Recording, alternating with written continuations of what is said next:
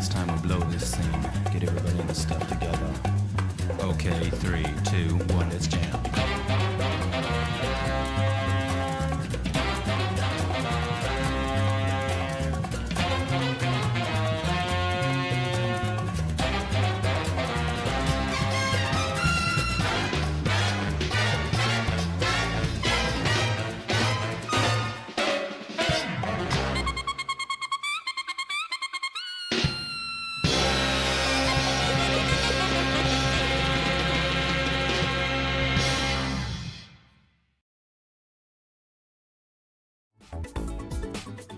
All right. How's everybody doing? Good. So exciting for tonight. That anime intro was actually super hype. That's like my first time ever seeing it, actually. Shout out to Cowboy Bebop. Yes, it was amazing. But welcome everyone to Monday Mashfest. Melty Blood type Lumina is now on the docket. I'm here. My name is SakuSakura with Akimi. How's it going? Hi, how goes? Good. And I'm very excited for our lovely bracket. We're fresh off the uni beta, but we're still back into the Melty Blood type Lumina side. And of course, as a reminder for tonight, we do have a Matcherino where you can hit !Matcherino, use all of those contribution codes, and also take advantage of the sponsor quests that are happening as well below. It is literally free money that you can put towards the prize pool for all of our competitors who are competing out tonight. It's going to be a very fun time. So get those Matcherino in, throw a few quarters and or dollars at your favorite players. Indeed. And up first, I believe for our bracket, we're going to be hopping into a match with Crystal versus deltazura. Where we were actually discussing a little bit, we believe that deltazura might be on the Mario tonight. A couple of players here that we are familiar with, and then there's of course some newer faces, for me at least, for sure, that we'll be able to check out, see how they perform tonight, and definitely try to make it within that top 8 and to the end. But we did have some tough cookies on the higher end of the seat here, especially with Cosmic, Erin, Yosoro, Yui, OmniSScythe, Arhkma, Vivian, MadeInHeaven, and Akimi. Indeed. And one thing's for sure, it is really exciting to just kind of hop back into Melty Blood and get to see just how everybody performs, right? Like, coming off from that uni beta, we kind of go back into Melty and really feel like a different game, essentially. And it's going to be something to look out for, to see how many of our players are going to be performing tonight with their very own characters, too. From one French bread game to another, both drastically different, but have some similar flavors as well. If you're very familiar with the beats, the pressure can kind of feel similar, but also Melty Blood's higher aggression can make the more defensive style of Under Night a little bit more overwhelming. Yeah, there's a lot of comparisons I remember from coming from like the beta, or rather coming from Melty then going into the beta.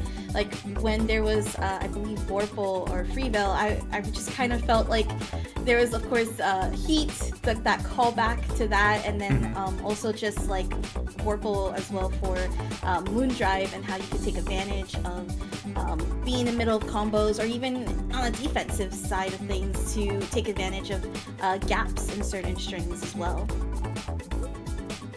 So definitely, I always find it funny for players that come from like these newer betas, and then they're like, oh, okay, we're going back to the usual. How do we play this game again? Essentially, because there is those similar mechanics, but then there is like that you have to go back into your routine. Here's your characters. These characters obviously play completely different. We do see the Mario, I think this is, yeah. So we will see it. We will be seeing it. It's going to be a deltazura by the looks of it. It's a good call here for that. And then, of course, we're just waiting on Crystal. Who made it in, and this looks like it's the powered Ciel pick. I have been seeing this character a lot more now in offline tournaments. Cheers. Powered Ciel, one of the best characters in the business. Long range, oppressive pressure. Kind of one of those characters that you see everywhere, because, man, I get to just play my game. Yeah. This matchup here, Mario versus Powered Ciel. I have not really seen this much, but I know that there are very specifically some high-level matches that just happened recently, such as what are the Powered Ciels? Erin and OmniSScythe versus Vivian. That just happened. On this Erin trying to back and be an interrupt here on the side for deltazura, so we'll go ahead and rush up, bait out the crouching moon shield. Moon drive activation for the DC follow-up, but because of the nun spike, was able to actually interrupt Crystal trying to punish their DC follow-up. Slide in there, goes full corner, carry confirm, hard knockdown with the EX, none left, right, which way? Oh my gosh, baiting out that low shield with an air backdash jump, sealing the round with the EX none. Yeah, that's the scary part about Mario. It creates that left-right mix-up, especially with those nuns, and already establishing a really solid matchup knowledge check. Like you mentioned, the matchup spread coming into play quite apparently here for deltazura, and we do get the throw into the corner with the safe setup to get the blades out.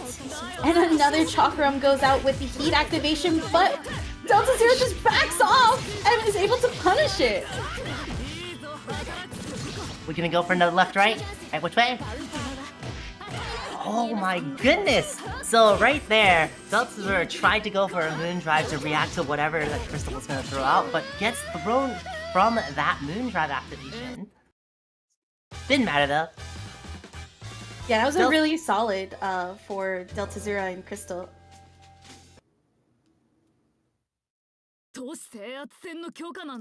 Even after getting the quote-unquote soul stolen, just went back and was like, no, it's still my turn. Get me out of here.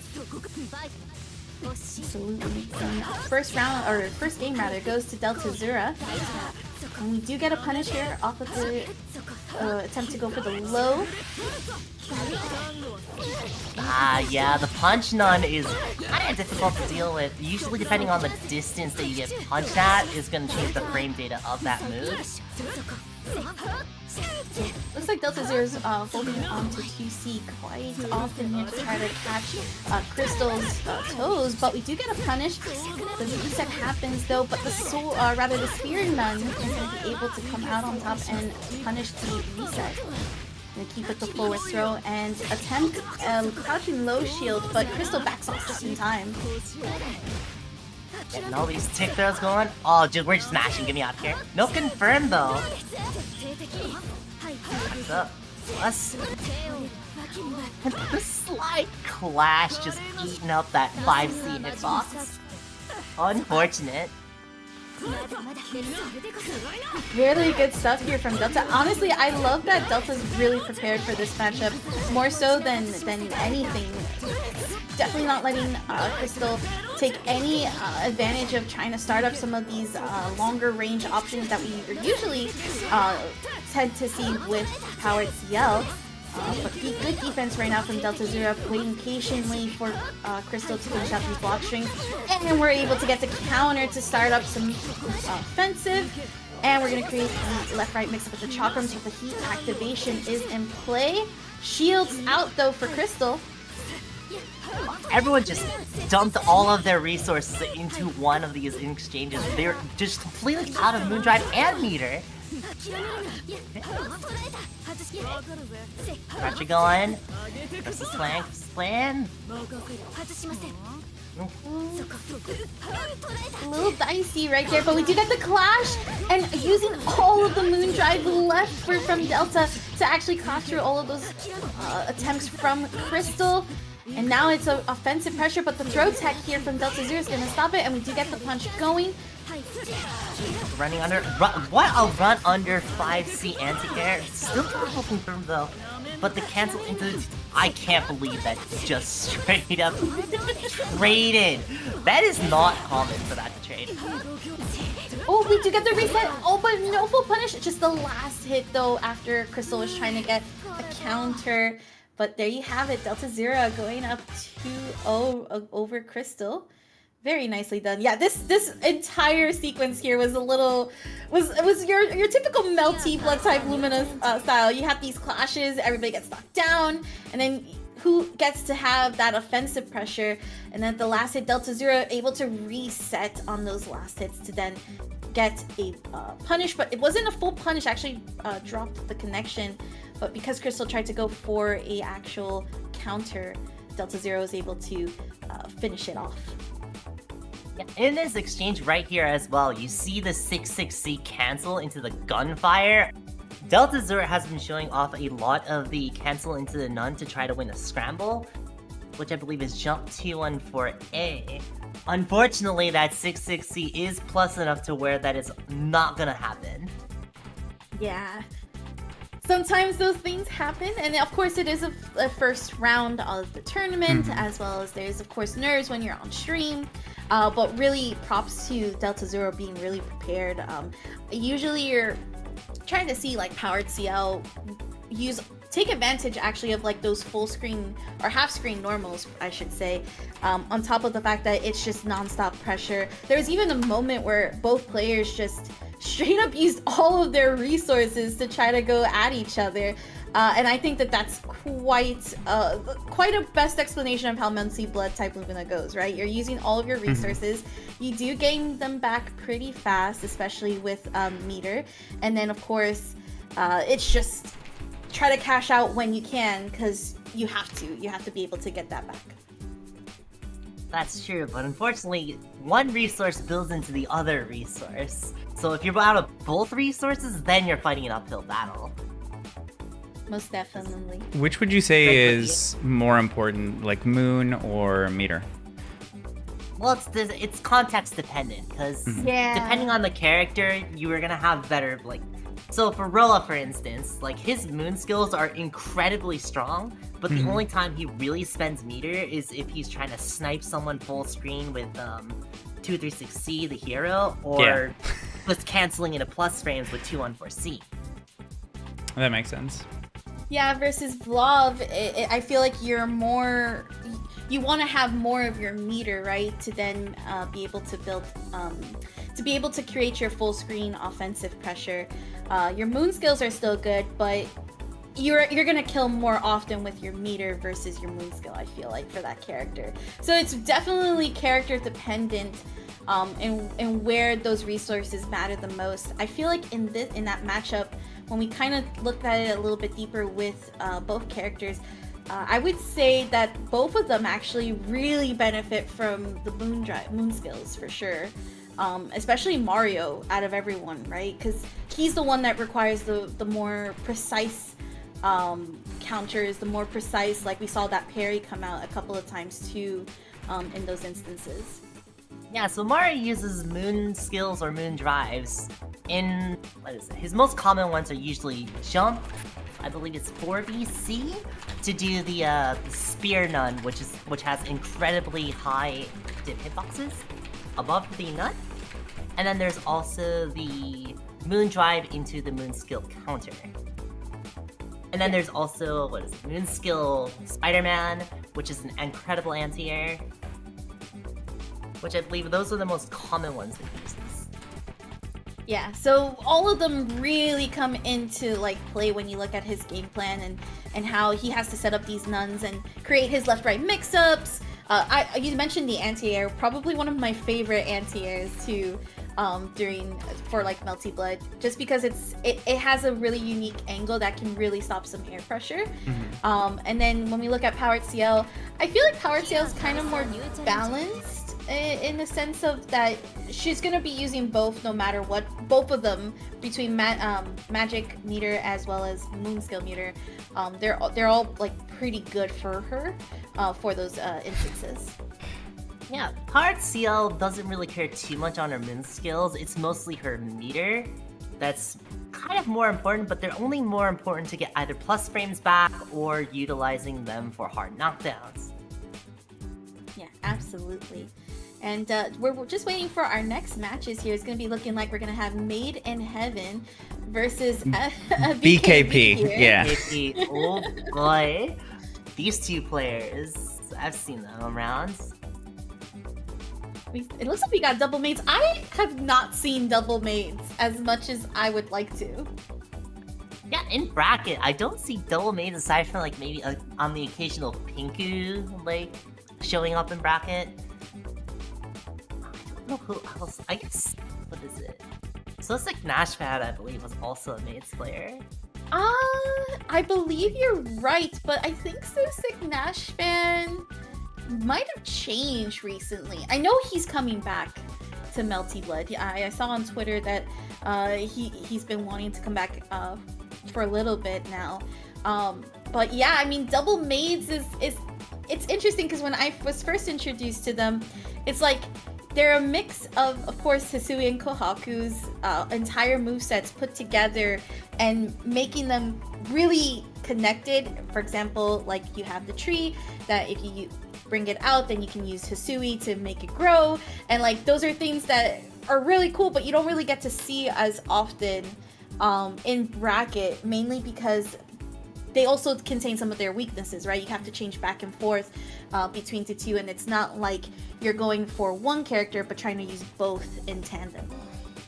Yeah, so there's kind of like what I kind of feel is like the Maids conundrum, where there's three types of Maids. There's either the Hisui main, the Kohaku main, or the Maids main. And they all have their strengths and weaknesses. Like, you'll have the strengths of Kohaku's set play with Hisui normals, or like Hisui's neutral with Kohaku normals. Yeah. So that's why you kind of see Kohaku lead kind of be more popular one, and then eventually switching off to Hisui whenever you share situation. That's when you get the Maids main. Yes. So we have BKB on the double Maids, whereas MadeInHeaven is going to be on Saber, but we're already getting a nice pickup here. To be able to bring out the pan, bring out the dream cake, and we're on the Hisui side too for this. I'm switching to Kohaku. So one thing actually with the Maids themselves specifically is that whenever you set down like the other Maids play tool, like let's say you set down the tree and your Hisui lead, if Hisui gets hit, that tree is not disappearing. Which is very different from how they're supposed to operate. Most definitely. But it looks like MadeInHeaven's going to be the one that's going to take control of this corner right now. It's starting off the round a little bit tough here, but with Saber actually able to get the counter hit, was just far enough to be able to bait out a button and also close out the round. Saber being one of these characters that I always feel has always been a problem because of that very reason. After her block strings, if you can time out your space very nicely, you can really get that whip punish and actually get the full damage hit that she's really good for. Definitely one of the best characters to spacing trap with, but also because of how many times her starters are potential starters, her damage output tends to be on the higher end. We got the fire plant going out, as well as the lunge setup, and then the short dash as well from BKP, but MadeInHeaven's going to be able to get Claw out of this corner and try to get this full screen carry too, very close to the corner, baits out the heat activation, and we're going to be able to get the Moondrive skill in effect, almost whipping the last hit off the bat, but BKP can still get opened up. And we're gonna go into the Archdive! I was actually kind of worried that that damage would actually not have killed, because that was kind of the suboptimal combo there. Like, MadeInHeaven could have definitely extended that really far, but chose to end it really prematurely, but still killed. So it's fine. We're fine. MadeInHeaven knows their damage. As long as it works out, it's there. Sometimes you want to keep it simple, right? You want to be able to just clean out these rounds, and even though it can sometimes be not the most optimal, if you know that you're very close to those resets or to that damage, you can do it. But this is going to be a full damage punish from BKB, and we're going to get the throw as well as punish off of the wake up option from MadeInHeaven. And this is just dream setup into cake. We're gonna get the hard knockdown as well for the attempt on the left-right mix, but the 2A from MadeInHeaven is just gonna clean it out, punishing BKP in there in that instance. Double fatal counter here. So that's like one actual benefit to having the properly. Moon skill Molotov is very difficult to contest. See, get that full confirm. I cake time into the launcher. ABC air throw. Nope, EX Ladle sets up the bento, misses it. Opening up really nicely with that short hop, and we're gonna get a Ladle once again to get the hard knockdown. Just waiting patiently, Moondrive activation, but it's gonna be MadeInHeaven who's gonna win this interaction, and we're gonna be able to heat activate safely as well. Opens up BKB with the low, and it is back into the corner you go, into the arc drive as well. Now this is of course just for pure damage, as well as to make sure that people try to stay in that corner. And the reset for MadeInHeaven is going to be able to take it. We're now in the final round. Final round, but MadeInHeaven has only one bar to work with right now. Drops the combo there. Uh-oh. This is gonna be huge. That's a big starter with a fatal counter. 10% extra damage. EXK. Hard knockdown here with the air raid. We're spending a lot of resources just to get that hard knockdown. You do get the throw and then the lunchbox setup, but we're actually going to throw out of the corner. And now you got to choose. Are you going to go for the lunchbox there? Are you going to go for the second one? Trying to do the B follow-up, but that was what BKP was rating for. Oh! How did that work? Oh, BKP panicked. Okay, it doesn't matter. The panic flailing actually worked. How did that arc drive completely whiff? That whiffed. I'm stunned. How did that whiff completely? I was almost like, I wonder if the combo itself was just a launch and not a full like frame trap launch. That is crazy. And with that BKB is going to be on the board, 1-to-1 tying it up and already getting the fatal counter with the EX Ladle. That is optimal damage right there. Immediate hard knockdown with the air throw. Oh, that's safe. Yeah, once you're in the corner, if you actually shield B, typically what players do is hold up back to block the shield B, and that's a guaranteed punish. 2A to actually counter MadeInHeaven's wake up options, but let's hear. Oh, interesting. It looks like we had a desync. Unfortunate. No. That's not what you want to see. No. Especially in a 1-to-1 situation.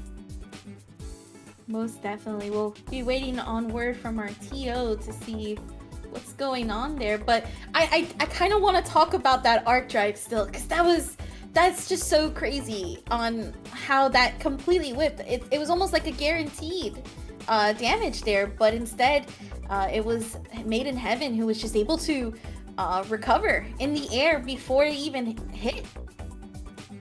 That must have been either, I'm not familiar on Maids combo structure, but that's typically where arc drive usually happens, so I'm not sure why that dropped. It might have just been a height thing, it might just been an operation thing. The combo was weird.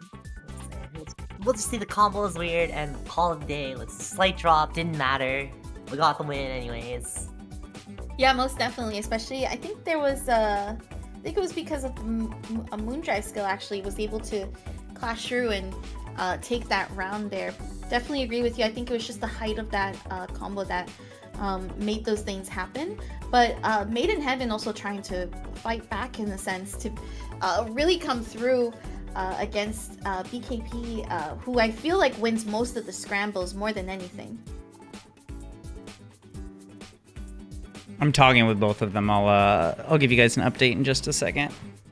Sounds good. Thank you so much.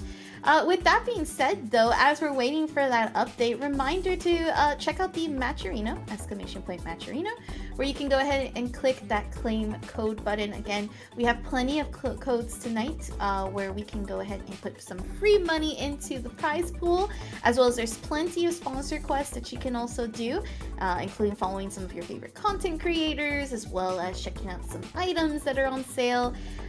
If you're looking for a new gift, sometimes there's some of those coupon codes as well. So definitely check out the match arena, as well as feel free to let other people know what's going on here tonight. We're already at $4. Let's go. Love to see it. Make sure you click on that claim code button to contribute. Yeah, don't mind the fact that I literally just put in that code. It's all good. It means you did your job. You did the duty of the community right there. That's true, which means everyone else has to follow my lead and actually go into the match arena and contribute their claim code to throw some quarters at the players. And as they say, a penny saved is a penny earned, or in this case, a coupon saved is a quarter earned. I also went in and did my duty as well and put click on the claim code button to add to that match arena. So definitely make sure to check it out. Again, you can do !match arena in the chat. But so far, already some good matches, and we're only on the second match with how back and forth some of these are. I'm liking this back and forth. Creates good content. True. Very true. I also love that we're seeing some variety in characters as well, right?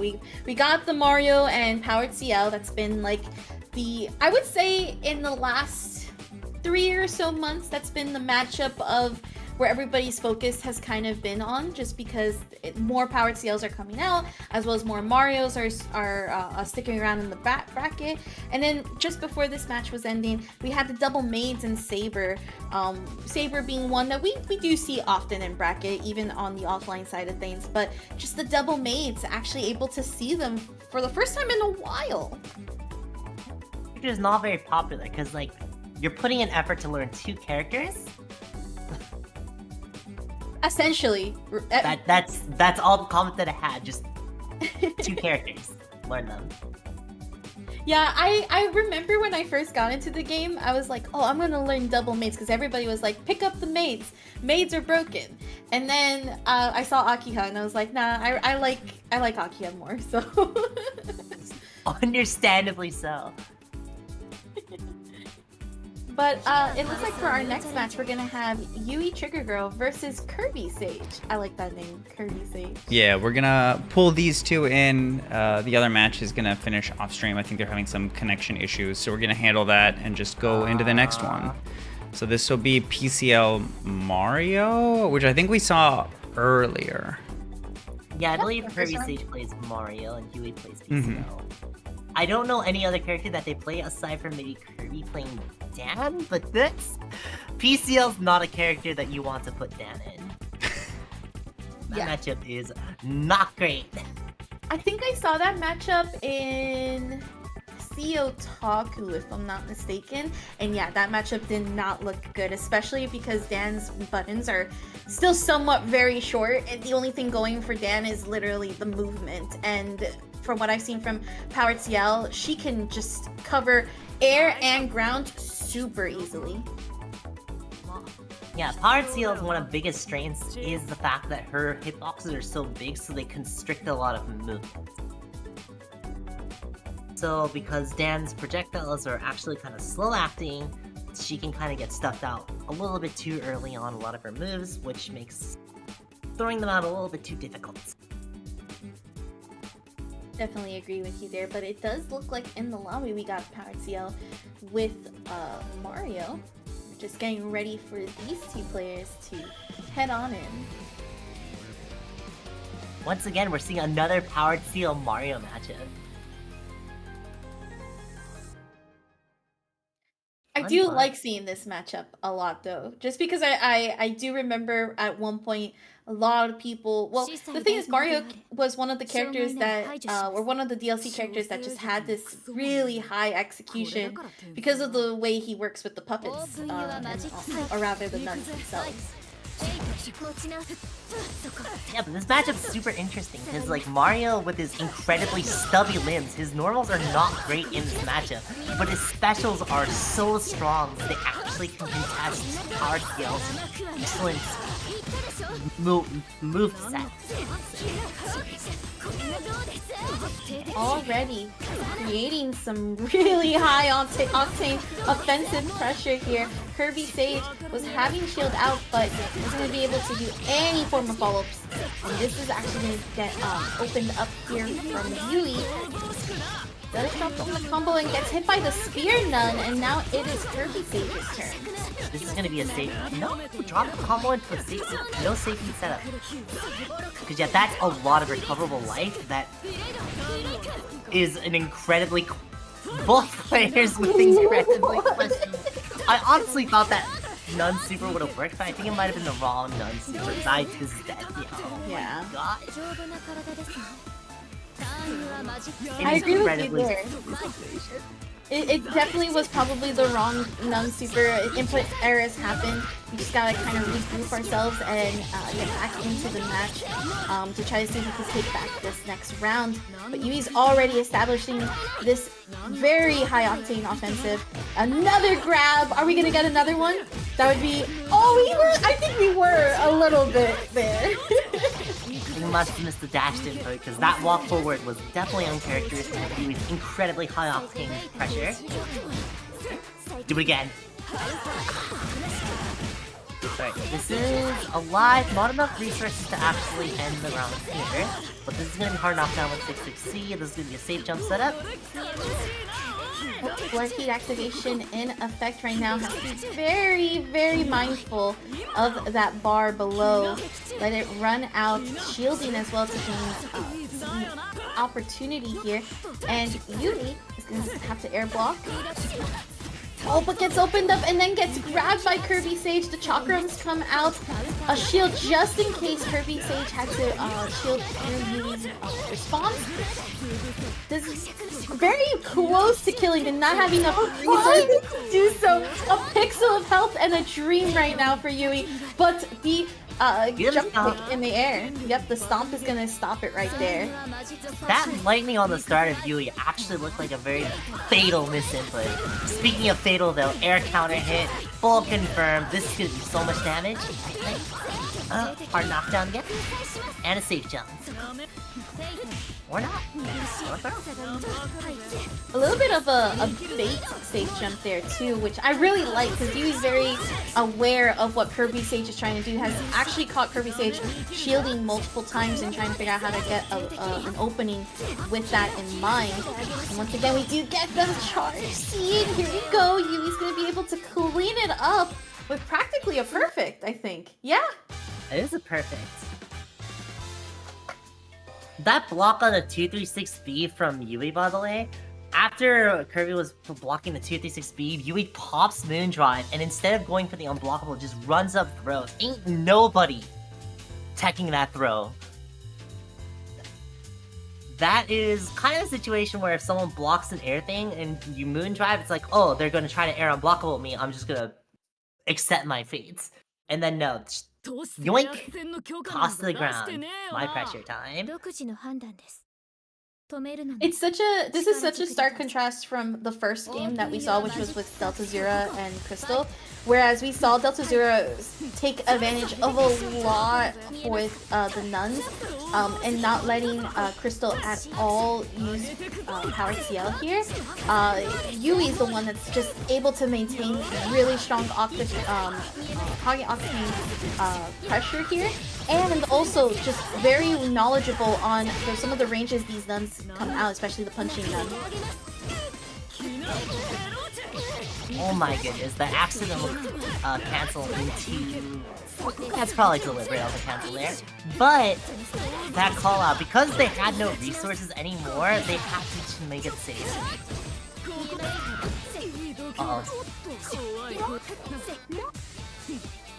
Yep, and there's that once again, Yui realizing that KirbySage has a habit of trying to use crouching shield, but KirbySage is going to try to make this comeback happen. Has 2 bars of meter, but it's Yui who's going to be able to open up and not have to use any resources. Gonna be going into the second round with some to go for. Called out that dash and throw there. We'll confirm back into the corner you go. You see 3D. Nice 660 for the hard knockdown. What do we got? Safe jumps are the fake unblockable setting, I should say. Yep. Very much so. Moondrive activation as well from Yui's end. And this is going to lead into a full hit confirm. Again, these fake jumps here to create that setup that you mentioned. And cleaning it up very nicely. Yui winning this 2-0 against KirbySage. Yeah, Yui showing off why powered Ciel is incredibly strong. Her big threat range allows her to put a lot of mental strain on the opponent. So they're worrying about too many things, and once you're worried about the wrong thing, that overhead or that unblockable or the lowest coming at you, opening you up and into a game-winning situation. This last part here from this replay is just so clean. Like, I feel like if you had to explain how PCL works, especially with just in these instances of in the corner, you had that hard knockdown. You see Yui just go for the empty jump twice, and then notice that KirbySage does not go for any shield options as well because of the punishes before. So it's like Yui has conditioned KirbySage for literally these last 2 rounds and made it very scary to actually even attempt it. I like to say, like, powered Ciel is one of those characters where you can play strike, and win the game. I mean, we could have had throw loops in the corner in like literally the first game, if it wasn't just for that third misinputted dash there from Yui. At least we think it was the incorrect input for the dash. But again, it's like you said, the strike throw or the strike, you're out essentially from the corner. We are gonna have more Mario on stream. Oh my! I swear, all the Marios over the last 2 weeks, just all of them just decided to show up. So we have. I know this Super Mario RPG remake just came out, but come on, guys. We really wanted to send the high note that it's a good game. A good game has returned to us on the Switch. Yeah, we're gonna have Vivian, who's been cooking, and then Yasoro, who should be on Arc. Oh, that matchup's weird. Cause what is it? Arc's normals are significantly better than Mario's, but Mario's specials are way better than Arc's. So we'll see on that one. I always find it funny because buttons are good, but then if you think about it, it's like also the tools are good, but can you use those tools, right? Like that's always the key here, because you could have some of the best buttons or rather the best tools, but if you don't know how to use them properly in these matchups, those best buttons are gonna come in favor for that. But we are talking about 2 of the best in the business. Vivian, one of the better Marios. Yosura, also one of the better Arcueids. So we'll see how this turns out. Indeed. We have Yosuro with the Arc, like we mentioned, and then Vivian with the Mario. I don't see this matchup often either, but this is a great pickup already. Yosuro gonna be able to try to have kept Vivian in the corner, but we're gonna shield some of these runs as well. It does get opened up though by Vivian. Yosura actually showing off a little bit of that matchup knowledge there, knowing that a lot of Marios love to go for that jump T1 for A when they're just about to land, and Yosura just opts to go for the shield. Oh, that's gonna be dead here. Just caught enough meter with that arc drive there. Whenever you're in Moon Drive, you're building meter gradually. So that was enough meter to actually go into Arc Drive, use up all those resources into the next round now. Very nicely done. Also that Moon Drive off of defense as well from Yosuro was a great way to just pick it up and catch Vivian in those sequences. The chakras go out. We do get the shield with the A follow-up, and we're gonna go for the air throw to put Vivian in the corner, and it is now just offense right now, catching Yusora, pressing the button, and a slight throw, a back throw as well for it. Oh, that is unfortunate. An even more unfortunate drop. We got the spirit callouts from Yusora. Definitely in preparation here. He's gonna try to go for the chakrams and then come in with the Saber nuns. There's one benefit to Arcueid. Her speed is so fast, she outruns Punch Nut. The moon activation from Vivian is going to be able to finish it with the Arc Drive. Like you mentioned before, using that same tech with the moon activation to gain back that meter and have enough to do Arc Drive in this sequence. Yeah, even if you have the moon drive into the Arc Drive, unfortunately, that is so many resources that you are coming into the next round with a deficit. And with Yusora's huge amount of resources, one touch could lead into a guess per game situation. Yeah, Arc has some really good damage combos that make it very scary. And there goes that charge, unblockable essentially. And we got the EX Edge with the BC follow-up to avoid getting punished from any of the follow-ups. Why did you sleep icy there? Tried to dash under, but still got caught. We do have a pickup here, though, from Vivian, finally on that one bar. Is going to actually choose to use it to get the corner. But the DP with the chakram on the recovery as well to catch it. It is just back and forth right now between these two. And now we are on the block string pressure. Tries to bait out a follow-up here with Vivian going for the shield, but not going to actually do that follow-up. But now Vivian is going to be able to push Yusora into the corner.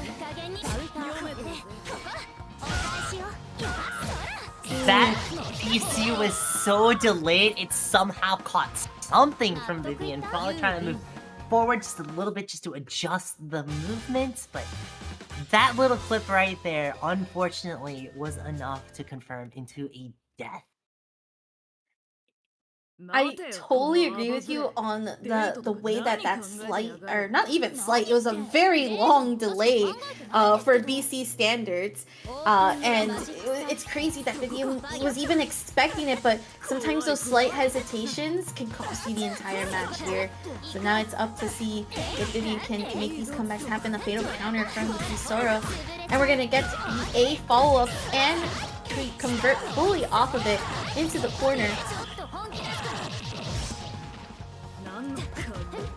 Yeah, Yusora's interactions on Shield have been top-notch. Baits out that heat there. Oh, Vivian's taking so much damage. Does not get to recover anything from heat. At least they still have Moon Drive to at least guess one more time, but I highly doubt they're gonna pop it here. Yeah, it would be quite a risk to try to use all those resources, especially when Yusora literally just needed that one hit for conversion. Yeah, otherwise you'd be at an incredible loss in the next round, and you do not want to come in on a loss with a loss. Definitely. We got the left right mix up here to try to attempt, gets the charge. That's 3 for 3. Do have the left come out though for Vivian. And get the hard knockdown. Chakrams go out. It's going to be able to open up the Yusora here. But out of Moon Gauge as well. Baits out the heat activation very cleanly as well. And this should be it. Not enough damage. Yeah, not enough damage indeed. Just very scarcely scaling, but the throw off of the crouch shield is going to take it for Vivian. I actually don't know if there was any combo right there that Mario could have killed off of, but I think that was better mainly because Vivian was already so far ahead that they can actually play the next round with that resource advantage. Yeah, I think it's just the resources that Vivian had to double check real quick in those situations. But still, that reset able to seal the deal here. We do have the Spear Nun come out, and we do get the shield with the Fatal Counter as well to boot. But DP comes out from Yusoro, and it's now Vivian who's actually just in the air. Where are you gonna land? You're gonna take these chakrams instead. And the Moondrive activation, both defense and offensively, but it's gonna be Sora who's gonna win this next interaction. It's like the one thing with the teching in the air, you retain all of your air options back. This counter should be enough? Ah, didn't build that last one pixel for the Arc Drive. Oh no!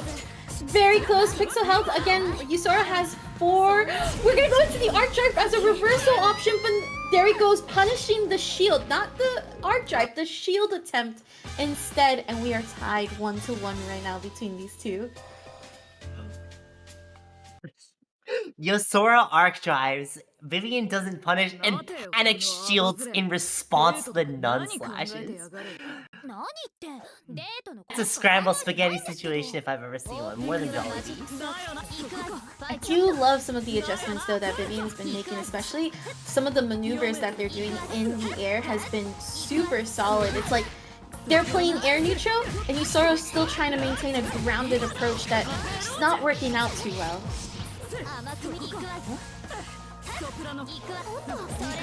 I like the mix. Yeah, so whenever Mario's in the air like that, Mario either chooses like the chakram or the punch nut, and both of them change up his air trajectory depending on which, and if he still has his air options, he still use them. But only I believe if he uses the B chakram, I don't remember. The delay actually from Yusoro was going to actually go for the A follow-up despite Vivian trying to attempt on the punch, but we do get the parry with the Spear Nun. And that is going to create another safe setup for the Chakram. Shield goes out from Yusoro, but no follow-ups this time, but we have a punish off of the air recovery. I believe Vivian's gonna try to play. Oh my gosh, that unblockable. I was about to say probably try to play a little bit more on the conservative side, but unfortunately they get unblockable to death.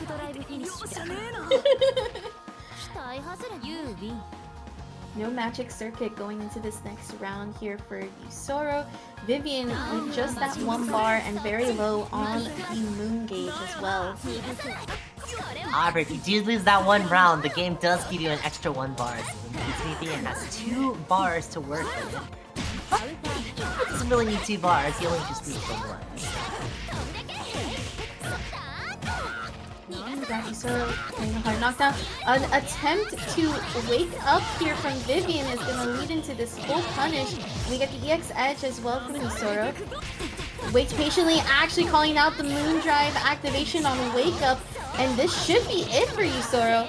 Just needs to use this 1 bar and should be able to kill indeed to take it up 2-1. Vivian was not ready for that smothering pressure from Yusoro. Just immediately into game 3. The sequence was super nice looking back on the replay because you could see that there's that hard knockdown, the bait on the stand, and then actually waiting to go for the 2A for Yusoro, calling out Vivian's Moondrive Wake Up activation. And this was full combo punish because again, Arc is one of these characters that has really good damage when she gets in. Actually not sure what Vivian was kind of looking for in that situation, because with Yusoro having Moondrive and the ability to Moondrive on Vivian, there's not very much that he could do aside from, what is it? The Moon Skill Nun, which can clash, but if it does clash, you can cancel it in Moondrive to dodge the counter and then full confirm, or throw into full confirm. There's a lot of like variables, especially against Arcueid in the corner, so it got very confusing, and I think that overwhelming mental stack actually did not do Vivian any favors, and just option paralysis, gets hit, dies. Yep, essentially exactly that. So good job there for for those two players, or rather for Yusoro, for moving on. And then of course there's still time for Vivian to make it back. This is a double elimination bracket, so we definitely will be seeing more of them as the bracket goes on. And up next we have OmniSScythe versus MuddyKipz. I think this is gonna be CL versus PCL. Yeah, Arhkma has been working on a CL, if I recall correctly, primarily known as a PCL player, going technically a downgrade to regular CL against OmniSScythe, which is primarily a PCL player. I don't think they've played anyone else after they dropped. I think you're right, actually. I think I've always seen OmniSScythe on the PCL since the character dropped a little ways back ago. I love the title on Arhkma. The Curry Tsar? That's so cute. CL,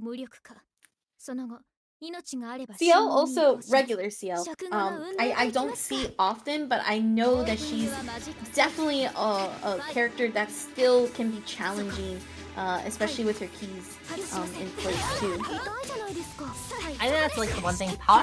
Regular CL wasn't very popular until like we started seeing Evo, Jimmy J, Tran doing a lot of work, and then people were like, this character has some stuff. And so people are trying to experiment with this character a little bit more. Was that PC? Oh my gosh! Okay, punishing the key attempt throw, and now it's just staggers from OmniSScythe to get a full hit confirmed here. We're gonna see full continuation on the offensive. There goes this hard knockdown, and double jumps as well to get the grab in the corner. And we have the shield on the crouch, but we do try to punish off of the follow-up, but it is a trade for Arhkma. I've never seen that type of trade before. What was that? Run up DP? ADP, okay. If it was BDP, there would have been no. Yeah, I see a lot of PCLs do the ADP as well, simply because it's so good. Like, you don't expect it, and then when you get hit by it, you just get lead into like a full hit confirm off of it. Well, PCL ADP is broken. That move is not okay. Jump cancelable on whiff and on block. It's actually okay. Maybe I'm silly, but jump cancelable on whiff is not okay. I do like that clash there from OmniSScythe.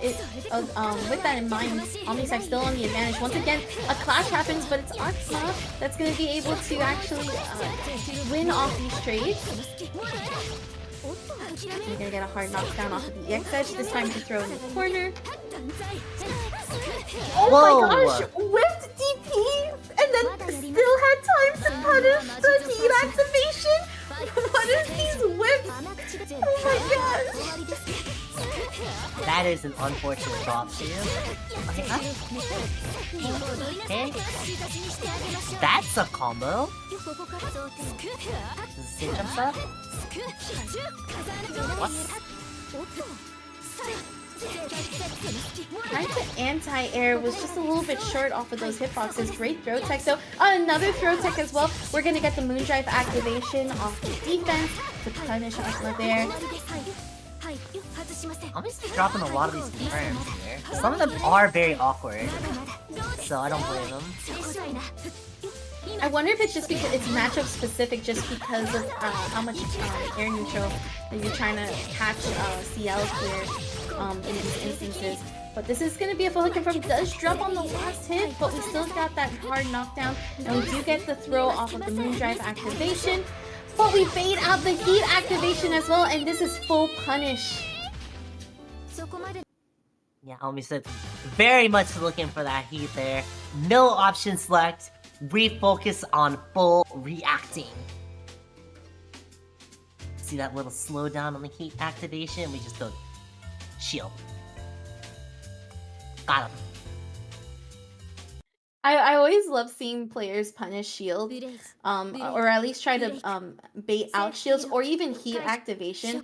It's just so satisfying to see them like do these, I call them big brain moments, right? Because you're definitely keeping in mind a lot of things right now as you're getting through these brackets, and then when you're reading player habits, it's just really satisfying to call them out in this game. Roll back into the corner. Has to make that safe. Yep, that's so many resources just to make it safe. Overhead, good blocks. And a good confirm. But we do get that good confirm like you mentioned. And we have the counter hit as well. That was a key from above that's going to be able to open up OmniSScythe. We do get recovery though. But pressure right now is happening for Arhkma. But OmniSScythe is able to open up. And we're going to be able to go to mid-screen for a full-on hard knockdown. And a safe jump as well. I'm actually very curious on that combo ender that Arhkma keeps going for, which is the knife jump cancel into Moonskill dive, which is very interesting. This should be a fun one. This is easily death. Anything with invincibility, I believe you cannot cancel it back if you shield it. So OmniSScythe subjected to their fate there at the end. Unfortunately, dies in the next round. Both players go pretty filled on the meter as well, with the exception of Arhkma. That's going to be halfway there with the moon drive. Safe jump here for OmniSScythe. Not going to get a full hit confirm. He's got a little bit of a poke. Shields go through. We see from Arhkma, but we do get a punish because of throwing out the keys and getting caught on the recovery when landing. Help that moon drive. Those air knife tosses can only be made safe with EX knife or EX dive, both of which don't really cover behind you. Shields go out, but no follow-ups coming through. Interrupts the keys being thrown, and this should be OmniSScythe's round, and it is. I've never seen anti-air 5e. Just clonked on the head while you're in the air. It's special for this matchup. You know, I think that this is where OmniSScythe, we were talking about a little bit earlier, missing some combos because of like certain hitbox ranges, and it could be just because of how this matchup has to be played. Very tricky to anti-air Ciel, and you have to kind of be creative in these moments. Like their shield RPS is there, immediate shield after. Never mind, Arhkma gets clipped without shielding back into a full corner confirmed. This should be a hard knockdown. Ooh, hit it out the moon drive! And that is going to be a full punish too! We are going to get our drive finish! That is so mean! OmniSScythe has tried to hit this at least 50-60 times in these brackets and has never actually successfully hit it until today. And for the win too, very flashy. Yeah, this is definitely, this had to be the replay. Look how like gorgeous this was, landing it like perfectly. And it's also unfortunate that Arhkma only got into this situation with an accidental B dive, which is incredibly punishable on Whiff and is definitely not something you've ever done before. Most definitely. Yeah, that pickup after the moon activation, and then when trying to like go back into the corner to go for a full whiff punish, it just not working in their favor, and it was definitely GG's in that moment. Oh man. And with that, OmniSScythe is moving on to top 8. Yeah.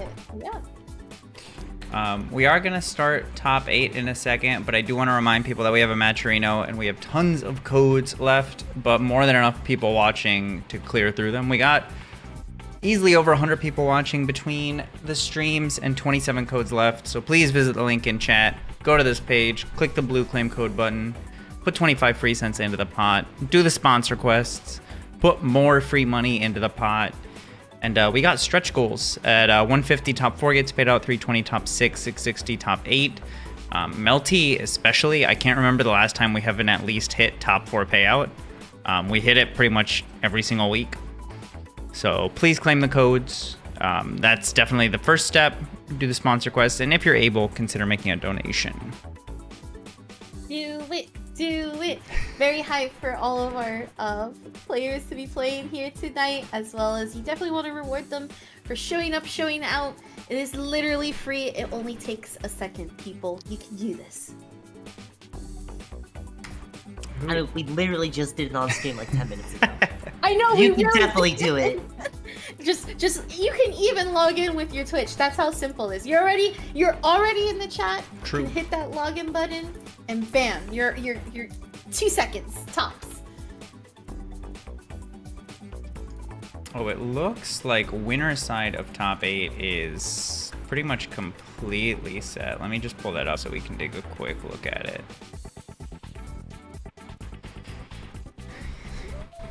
Yeah, Nice. so we're gonna have Roa versus Arc, and then we're gonna have the PCL mirror. Erin normally plays Shiki, but specifically versus powered CL, opts to play the powered CL mirror. That I is get it. unsurprising, to say the least. That matchup's not fun for Shiki in the slightest. I didn't realize it was that continue. bad. I mean, how is Shiki gonna even That's get fair. in? That is the first problem right there. Is how does Shiki even get in with so many options covering that mid screen? And when you're finally in, you know, you're still having to guess on whether or not the PCL is gonna try to wake up and full on do like either moon activation or even moon DP, and then it's just not a fun time at all. That's fair, that's fair. Not only that, but once you're in the corner, how do you get out? Yeah. That is very, So- very true. Why have to play a character that has these little faults in this matchup when you could just play the matchup itself? Fight So- fire with fire, or in this case, fight powered CL with powered CL. You know, sometimes you really, in fighting games, you just have to do that mirror. If there's no, like, if there's a good character and you know that it's a problem, just do it. Just take the chance. You learned that secondary for a reason. You had a pocket powered CL for a reason. But we're on the other side of the bracket here with the Cosmic versus Yasuo. Roa versus Arcueid. The canon question mark matchup? Pretty canon, yeah. I would agree. I don't know, I'm a tourist, I don't know. Alrighty, we got CosmicCatastrophe versus Yasuo.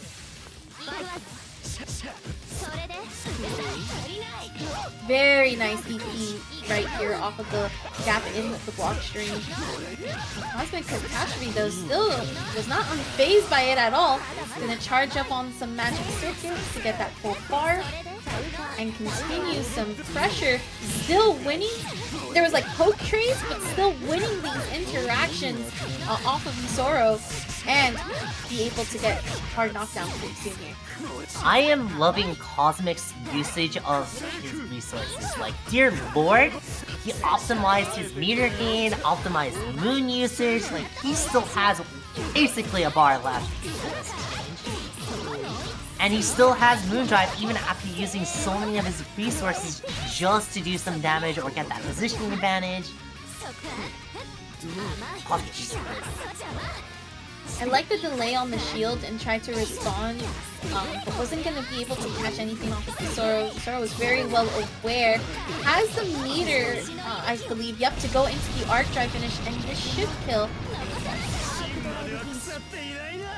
Helene.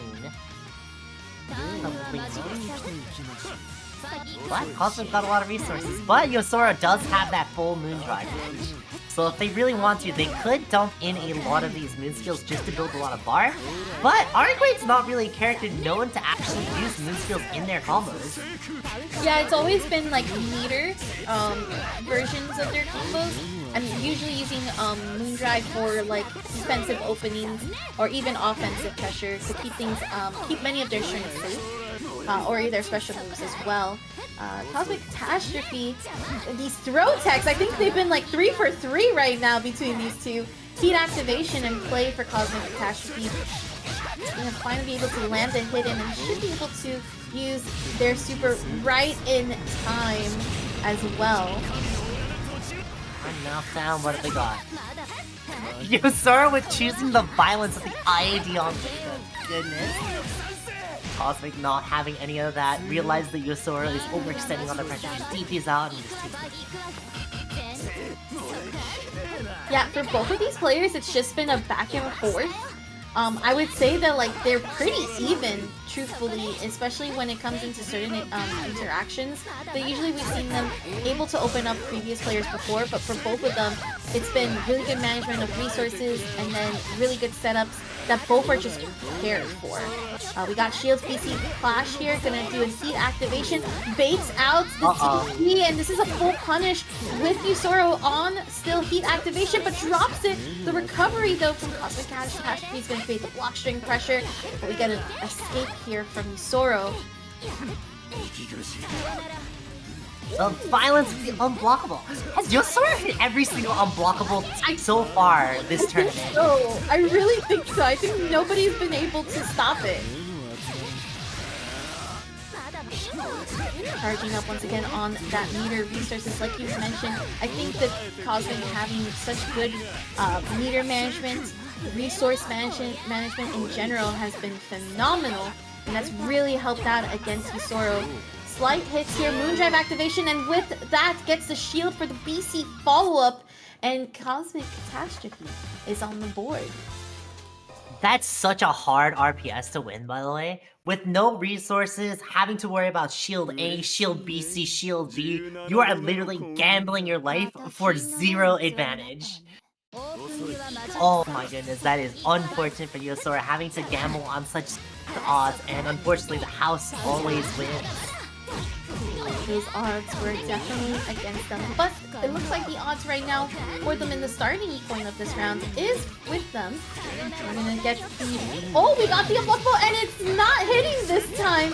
CosmicCatastrophe calling it out with it using shield and gaining full-on advantage right here. Hard knockdown in place, gets the short dash hop, and we're gonna be able to get another full-on interaction with some more meter charge as well. Recovery happens for Yusoro, but does not achieve getting out of this corner and avoids the A follow-up as well with some slight charges. Yosora is begging for one of these shields to work. Uses up almost all of his meter needs just to get at least one of these to work. And air to air. And if you're trying to rely on these defensive options just to get that one singular hit, you know you're on the back foot.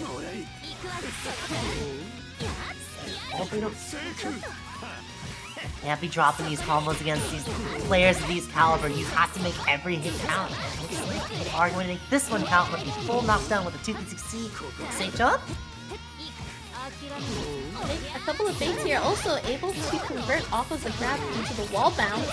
And this is going to be really good for Yusoro. Does get the side switch, but the safe jump over keeps because CosmicCatastrophe in the corner. We do get the hard to blockable right there, and the KO for the win. Just good on reading those defensive DPs there. Getting a lot of reward off just one singular panic option against this electric menace. Immediate going to Arhkma. So, slight charge into the... yeah, I was about to say slight charge into the... What the heck was this incredible violence? This is gonna be a meter game combo, yeah.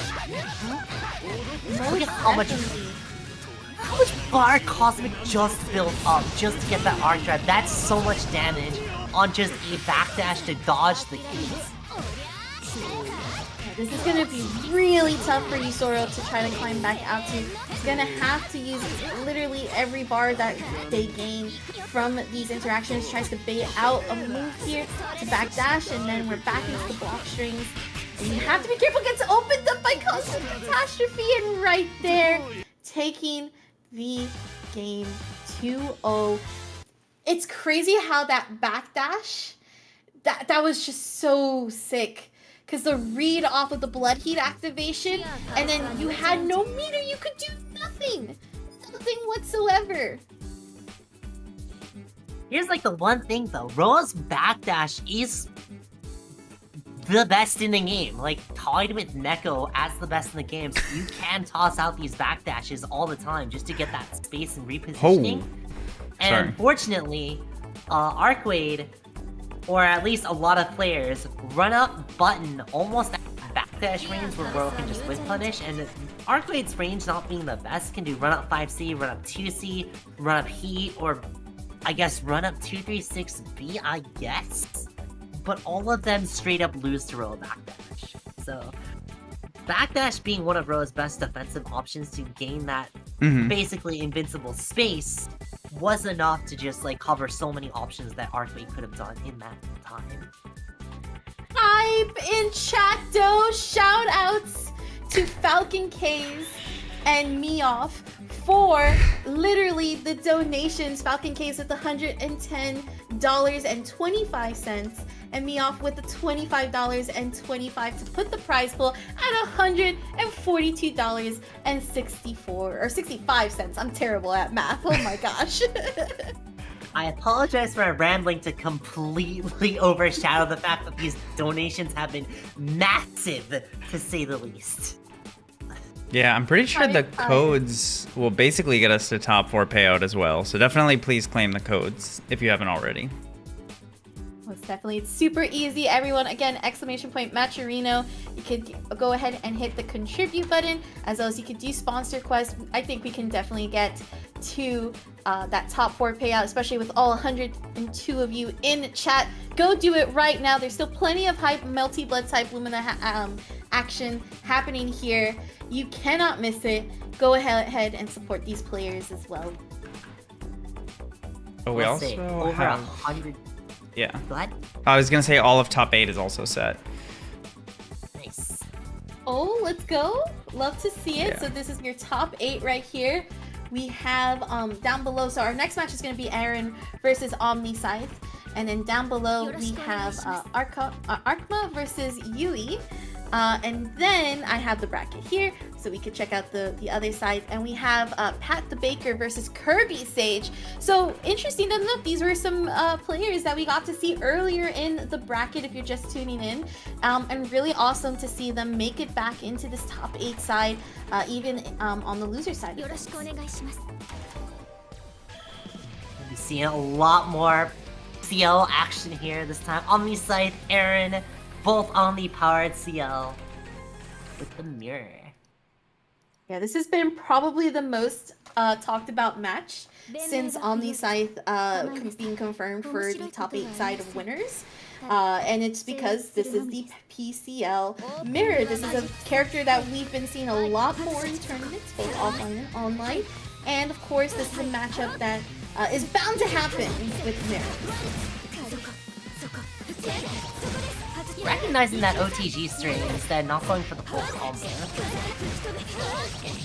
That is so much damage off of one star. 4.8k hard knockdown safe jump. Very much. Oh, that was practically meterless too, I think, if I'm not mistaken. If I'm looking at the right meter, of course. But here we go. An interaction from Erin is going to be able to take it. There goes the safe jump, but they'll pick up a charge. Once again, the cross-up hitbox on that jump beat, clipping OmniSScythe behind and just gets destroyed. I will say I enjoy the character color names, by the way. OmniSScythe on the Kaguya color and Erin on the redhead color. Our knockdown safe jump. Again, we're trying to open up here Erin's side of things. OmniSScythe getting caught in the shield. A follow-up from Erin, but it's not gonna land. OmniSScythe letting Erin back into this game, just backing up a little bit. Erin got a lot of space to work with, back into the corner. One of Powered CL's biggest strengths is the fact that a lot of her confirmed just straight up knit the opponent into the corner. Yeah, a lot of the times OmniSScythe is really trying to create a moment for Erin to whip a button, or even trying to activate shield here. A lot of good staggers right now from OmniSScythe into the block string. There's this backing away rather, creating the opportunity for Erin to try to get out, but catching them as well. We do get the OTG combo. No, not wait, a the last hit!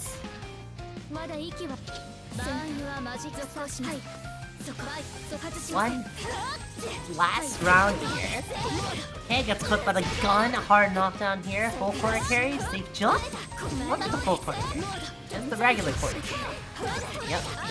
That's the one downside to actually guard cancel eating against that 6-6C. You are still minus. Yeah, you're definitely. It was a good call, but you're still gonna get taken. You're still gonna get punished for it for that very reason. But we do have a whiff CP here from Erin. No punish though. Moondrive activation is also in play. And again, OmniSScythe trying to cover some of this mid-screen side. The bait counter! Ooh, hit from down under, but wasn't gonna get the hit confirmed. We do get another fatal counter though from Erin, and has a bar to work with here in this situation. We're gonna use it actually to get a hard knockdown. It's gonna go for the soft safe jump. Yeah, so you see that 2A into Moondrive there. That's basically just to like confirm, like I'm confirming there, instead of just like option selecting, going for like 2A shield to bait out like a heat on wake up. And what a really good bait on some whiff normals there, air normals rather, from OmniSScythe. Erin very well aware that's why they were swinging pretty far to try to catch OmniSScythe in that last interaction, especially with that pixel of health just in that last round.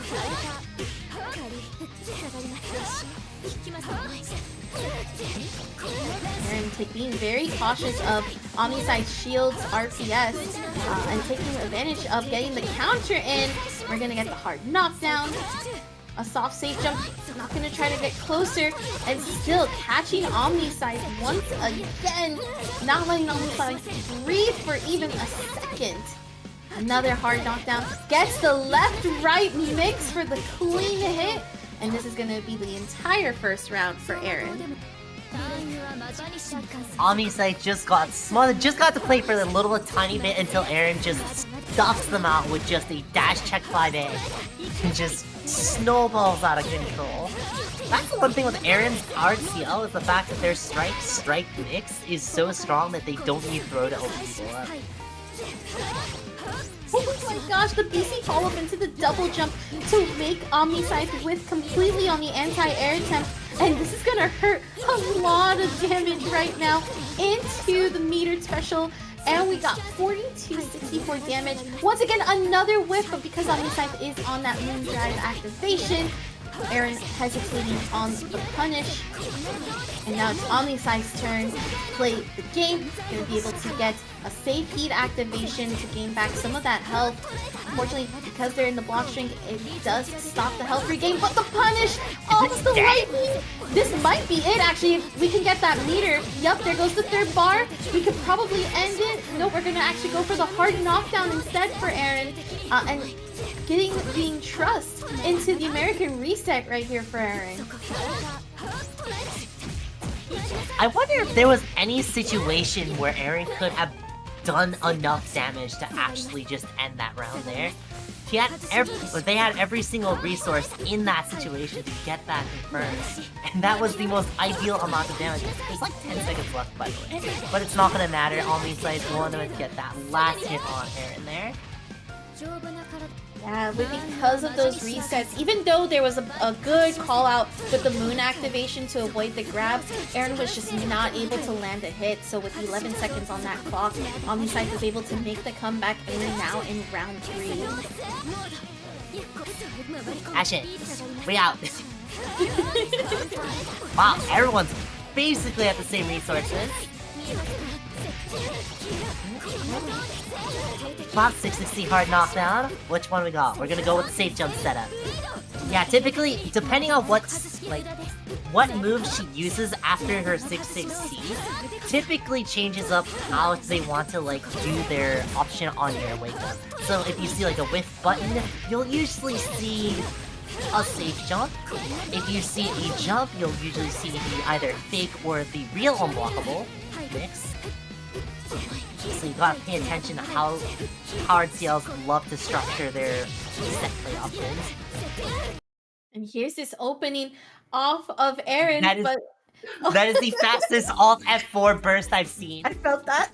I felt that so much because literally it was just waiting for that instance of I think we're gonna see it here in the replay actually. So we have these staggers, some of these empty baits from Erin, and then the slight shield to get the pickup, and this was gonna do literally death with not even a meter essentially.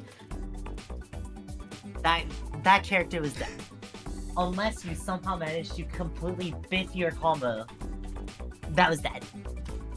Yeah, Erin's been pretty clean on those combos, so definitely agree with you there. It was pretty much checkmate situation right there. But one thing that I do just really want to highlight is that Erin was literally looking for those shields consistently, especially between, I want to say, like, honestly, the last 2 rounds for this second game, calling out that OmniSScythe enjoys the RPS from shield, and knew that that's just one of the ways to open up OmniSScythe in those instances. Yeah, that's like the one thing. You don't show a lot of throws, so people are more incentivized to shield, but because Powered CL has so many ways to open people up with either overhead, low, or unblockable, or the fact that her offense is structured so perfectly to where shield can be constructed into either, it's basically a coin toss at that point with either shield BC or shield B, you're gambling a lot more than you have to on her offense. 100%. So we do have our next match, KirbySage versus Patdabaker. We saw KirbySage earlier in the start of the stream with Mario beating Yui actually 2-0, and Patdabaker now on Arc. Another Arcueid, interesting. I've never actually seen Patdabaker play, so this will be a new one for me on that one.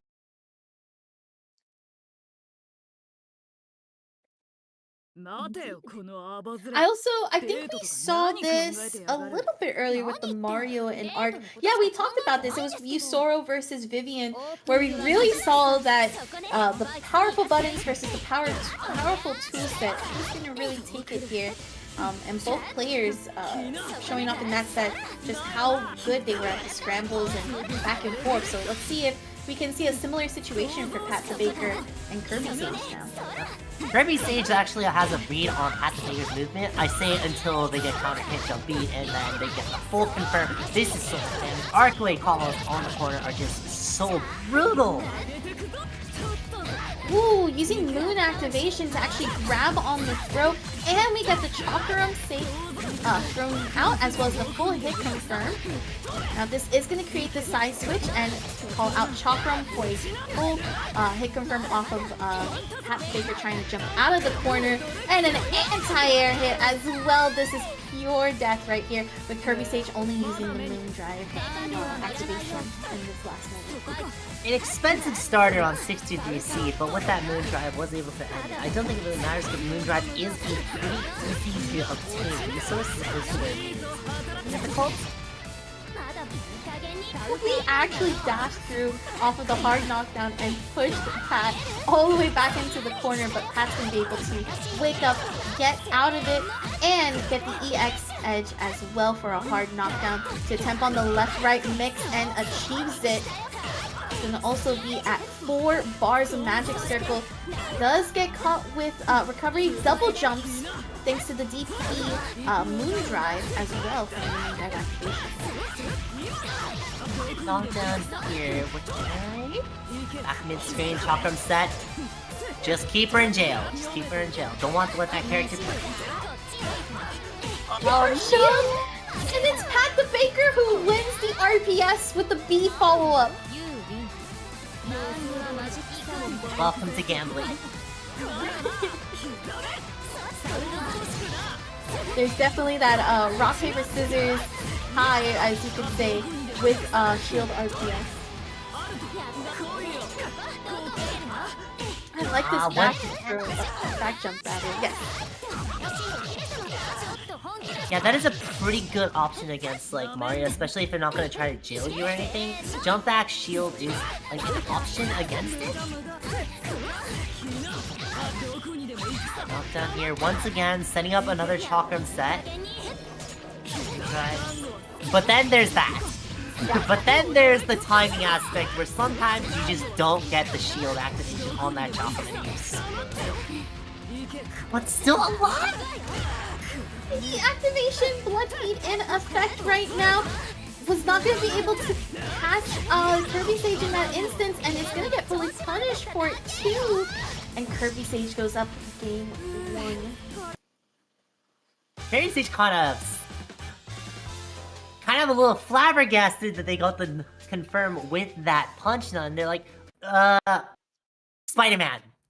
And then Spider-Man is one of those moves that actually stabilizes a lot of Mario's combos because it does set the opponent in a very specific location to where all of his confirms become a little bit more stable. So yeah, excellent confirm there, going off into that next round here.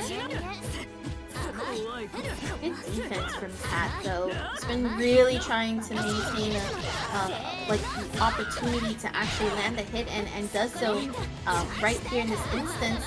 But the left-right mix not going to be able to open up KirbySage. We do beat through the moon skill. Does get the BC, but no full hit confirm. Instead, it's going to be KirbySage who's going to take care of the corner right now. Left, right? Which way? Oh, very close! Love it! Called out the crouching shield and used Moondrive activation to beat the RPS and just throw. But it's Patdabaker that's still gonna get out of this corner and land the EX edge. And we're gonna go for the back and forth to try to catch a wake-up option. But KirbySage says, nope, we're gonna take you to the corner. It's spinning, chop down. Just get me out of here. And they get the EX elbow confirmed just to cast out all that damage, and it's enough.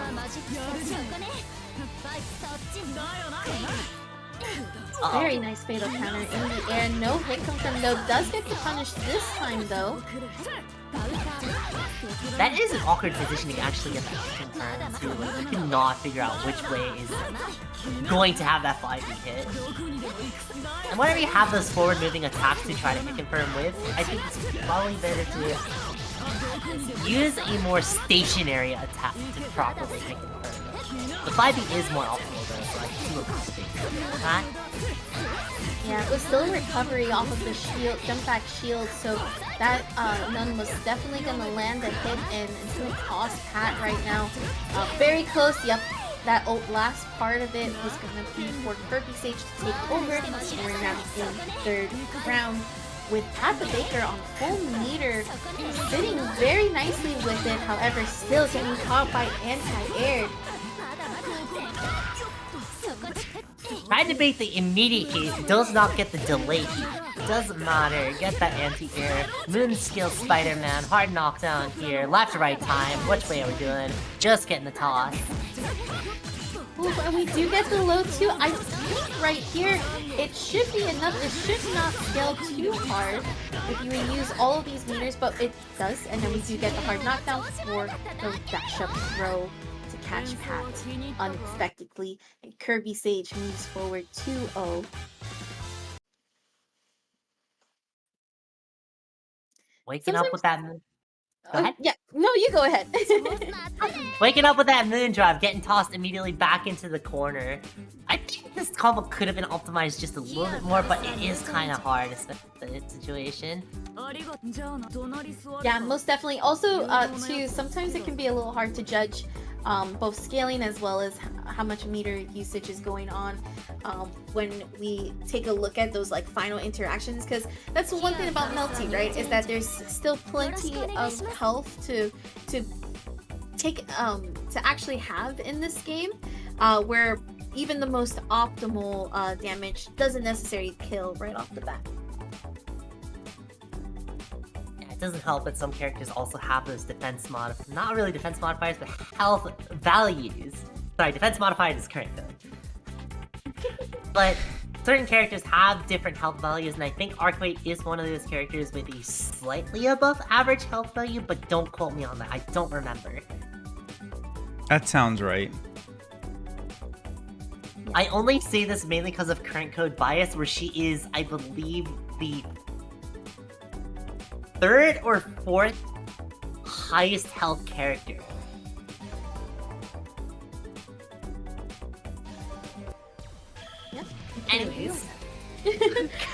Anyways, speaking of not current code, but type Lumina, we have our powered Ciel versus Ciel matchup, Yui versus Arhkma. Can the previous powered Ciel overcome their downgrade and defeat the powered menace? I believe Arhkma actually lost earlier to another. Yeah, they actually lost to OmniSScythe's powered Ciel. So definitely has already been warmed up in the matchup. Let's see if they can handle Yui's powered Ciel. And it's already starting off. One thing I know for sure about Yui when I see them play is just how aggressive they are in this offensive. And it works out so well with how this character establishes their game plan. Yeah, when you come up to like... When you come up to powered Ciels that's like strike, Yui is one of the rare instances of an actual strike throw powered Ciel. And they mix it in with high lows as well. Yui is incredibly violent. And with a lot of damage to boot as well. Again, creating this bounce back. He tries to open up. The shield happens, but a BC follow-up occurs, but Arhkma is not going to be able to land anything, and it's Yui who's going to come out on top. So a rare instance there where a powered Ciel typically doesn't get to do much after like an air normal, but was able to throw instead a jump 623A. Just a whiff punish. Confirmed here, should be a nice corner combo. I don't know how she's gonna build enough bar though. Yeah, it goes for the reset. I knew it. That was so smart, anticipating the reset and able to continue building that bar. Try to. This is gonna do so much damage. That is the immediate blood heat into shield. This is gonna do nearly 6.9 damage. Oh my gosh. Ow my god. Ouch. Okay, shielded Yui's low, the fatal counter, but it's not gonna actually land a hit confirm right here. And Arhkma really trying to catch up onto this round, after using that Bloodheat activation, but it's Yui who's gonna be able to pick it up and should be able to kill, and does so. The only damage that was really done was last arc. And I even feel like Yui had expected it too, because you can see that they actually backdash shield, but then the blood heat activation activated, it didn't hit shield, and they probably thought that Arhkma was gonna try to go for an actual bar button, and was just said, no, we're gonna shield instead and wait for it patiently too. Both these players really liking their shields. Nice whiff punish there on that 2C, full confirm. Hard knockdown is the EX dive. What a pickup here. Not gonna be able to hit confirm it, but we do have moon activation to go for the DP, and we get to hit, actually get a confirm thanks to that DP. And it should lead into a recovery that Yui was very much well aware and expecting it as well. Get the mid-stream, pick up, and leading to this hard knockdown onto the left side of the corner. From coast to coast. Can I go for that anti-air 5C beats? This should be that, like, very easily. Oh, optimal! Optimal! So what you see there is that because Yui was already in heat, goes for the EX into the arc drive, builds up 3 bars of moon gauge, and now you see Yui is at 50% moon gauge, as opposed to if they didn't do the arc drive, they would have just been at 3 bars of moon gauge. Very smart and very well aware of their resource management. to continue the high octane pressure. It's gonna armor through and then Moondrive activation to get shield to close in on the gap from the mid screen and continue pressure. Does the shield gets the A follow up in the air, and we're gonna be able to pick it up to convert fully off of it. Oh, this is big damage. Unfortunately not in the corner, so this isn't going to do as much, but it's gonna be a big chunk. Safety. Oh, she's dead. It should be right with the arc drive finish. Oh no, the recovery! But we do get the hit on the recovery. There we go. Arhkma staying alive and contesting Yui right now. We're going into round 3 between these two.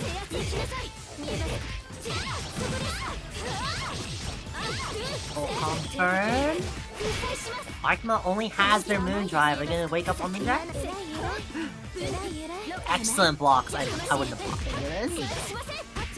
I love that Arhkma actually used shield off of that interaction and is able to get out of the corner with that A follow-up. I'm gonna throw out keys, waits patiently for the shield, does not do any follow-ups, instead waits patiently for Yui to land on the ground, but it's Yui who's gonna be able to follow up after the shield RTS and should be able to pull corner carries as well. Gets the hard knockdown to try to attempt the left-right mix, but we do have the grab on the Moondrive activation.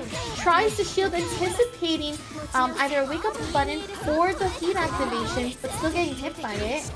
And now we have the bounce back and staggers from Yui. And using meter to get armor and attempt another bounce back.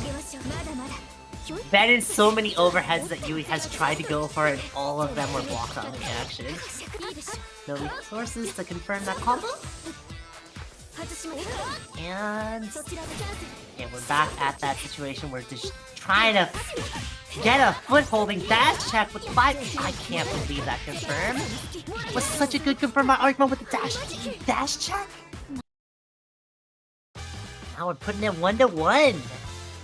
Very nicely done. You can tell that Yui was really trying to open up Arhkma and create a mix that would have caught them off guard, but Arhkma was playing so solid, and then that last hit confirm was just right on point. So we're tied to 1-1, like you said. If at any point that 5A whiffed, that would have been a 5A 5B, which would have been prime with punish for Yui. So that was a hard read on Arhkma there. I can't believe that you could do it.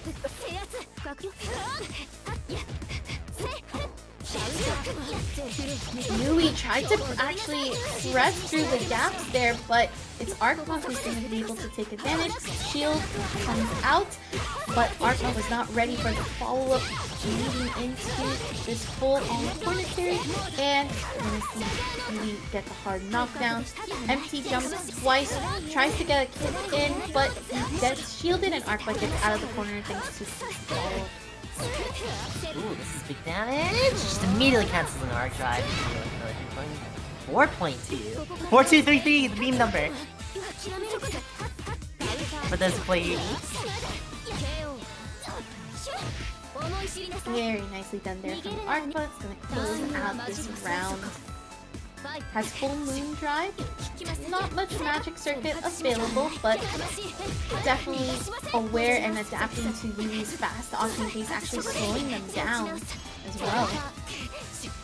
What a good reaction on the flash. I love that you can tell when players are very well aware of how their frame data works for their characters, because that was an instant, oh, clash, DP. You're not going to be able to press through.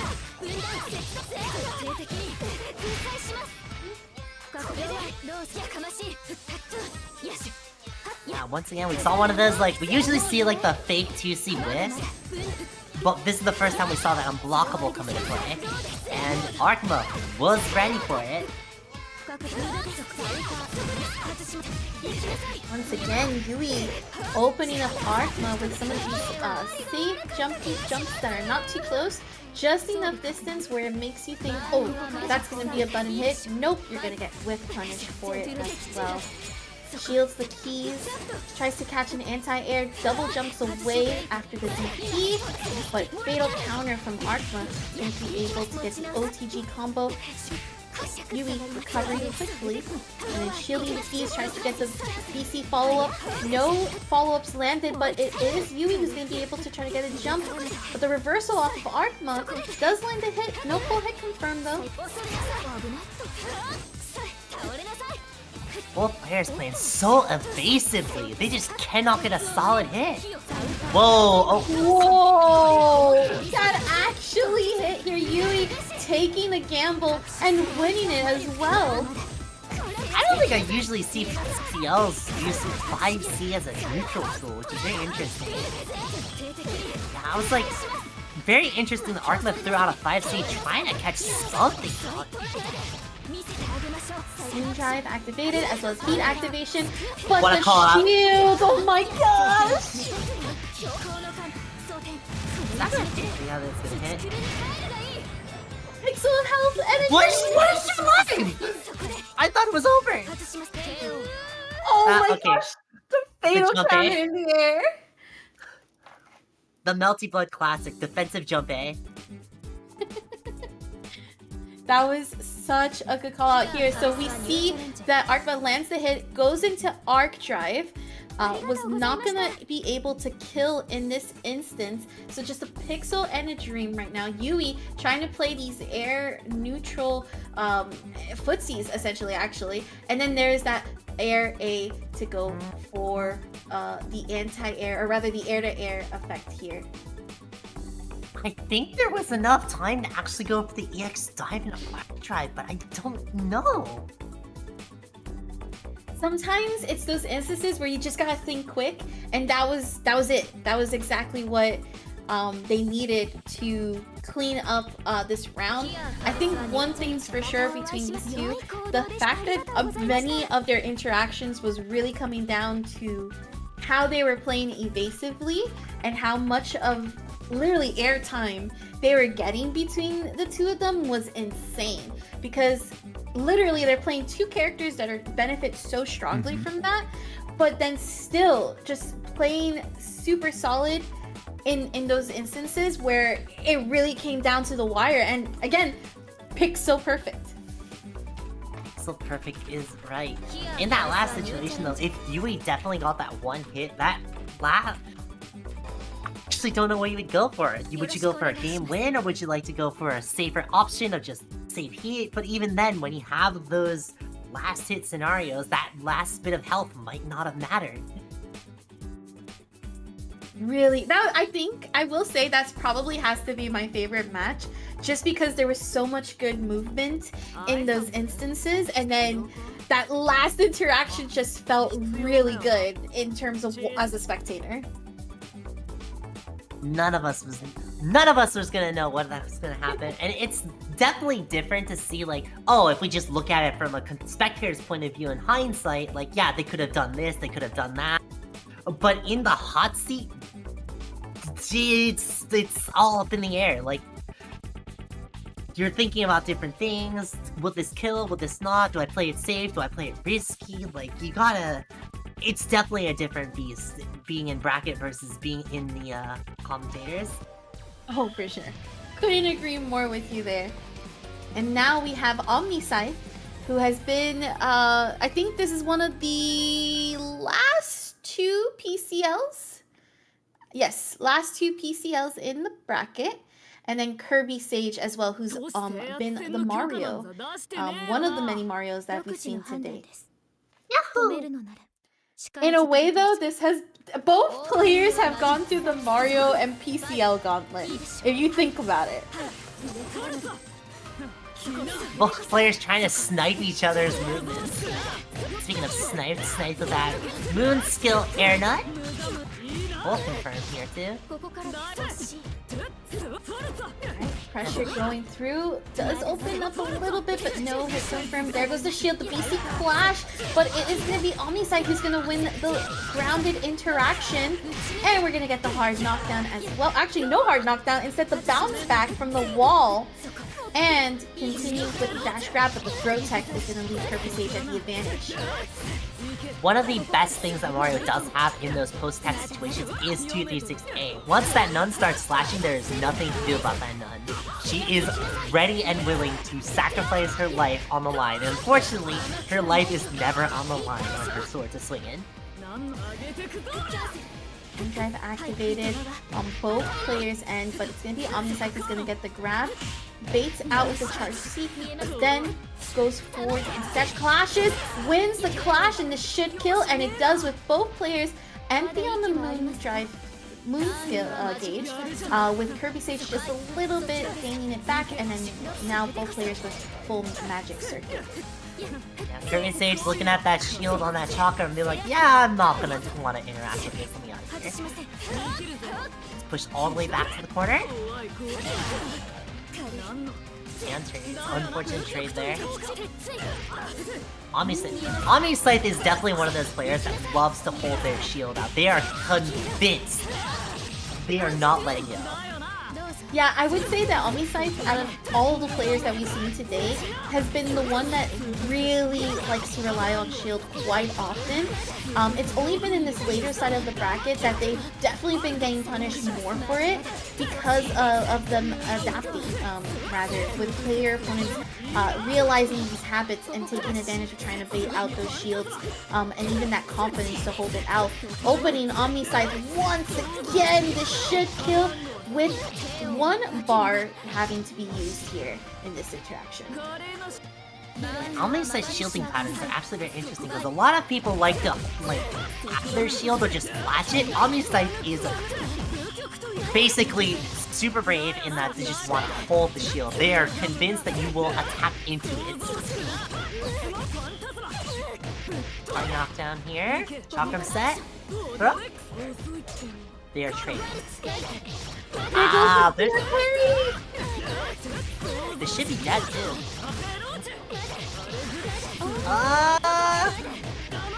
Just no, literally a pixel. It's crazy how PCL has literally lived through so many of these interactions.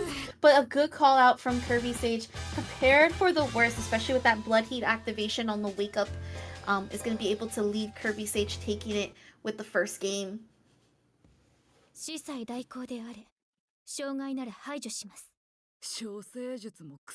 Really solid work though from KirbySage.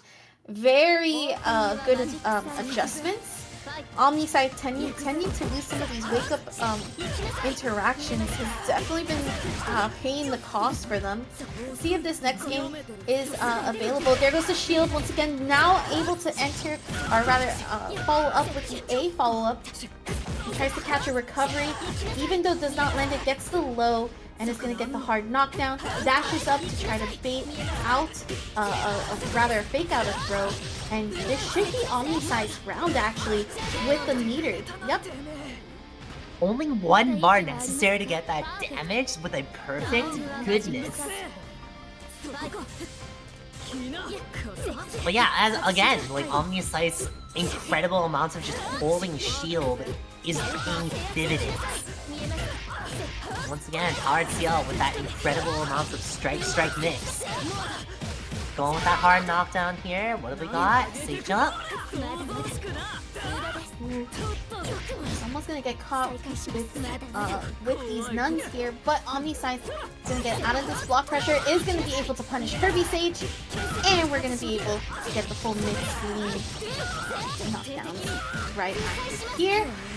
Getting a little bit closer to the corner, not just quite, but then gets punched by the nun, and then gets stabbed by the sword a second time, and we got another punch.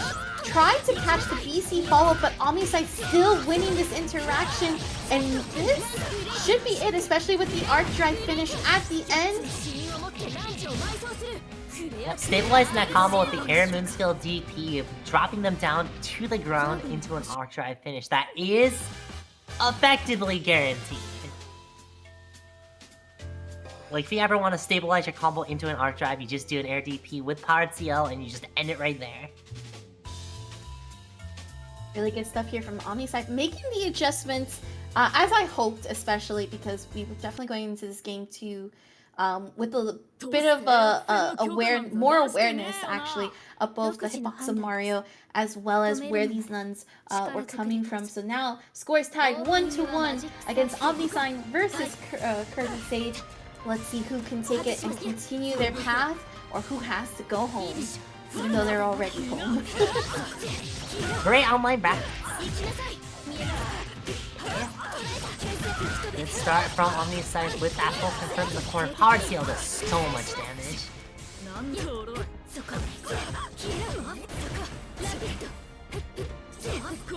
Does not commit to the follow-up there.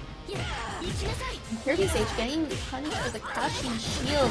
A good job here from OmniSScythe to call it out, expecting those wake-up options. He's gonna be able to get the hard knockdown.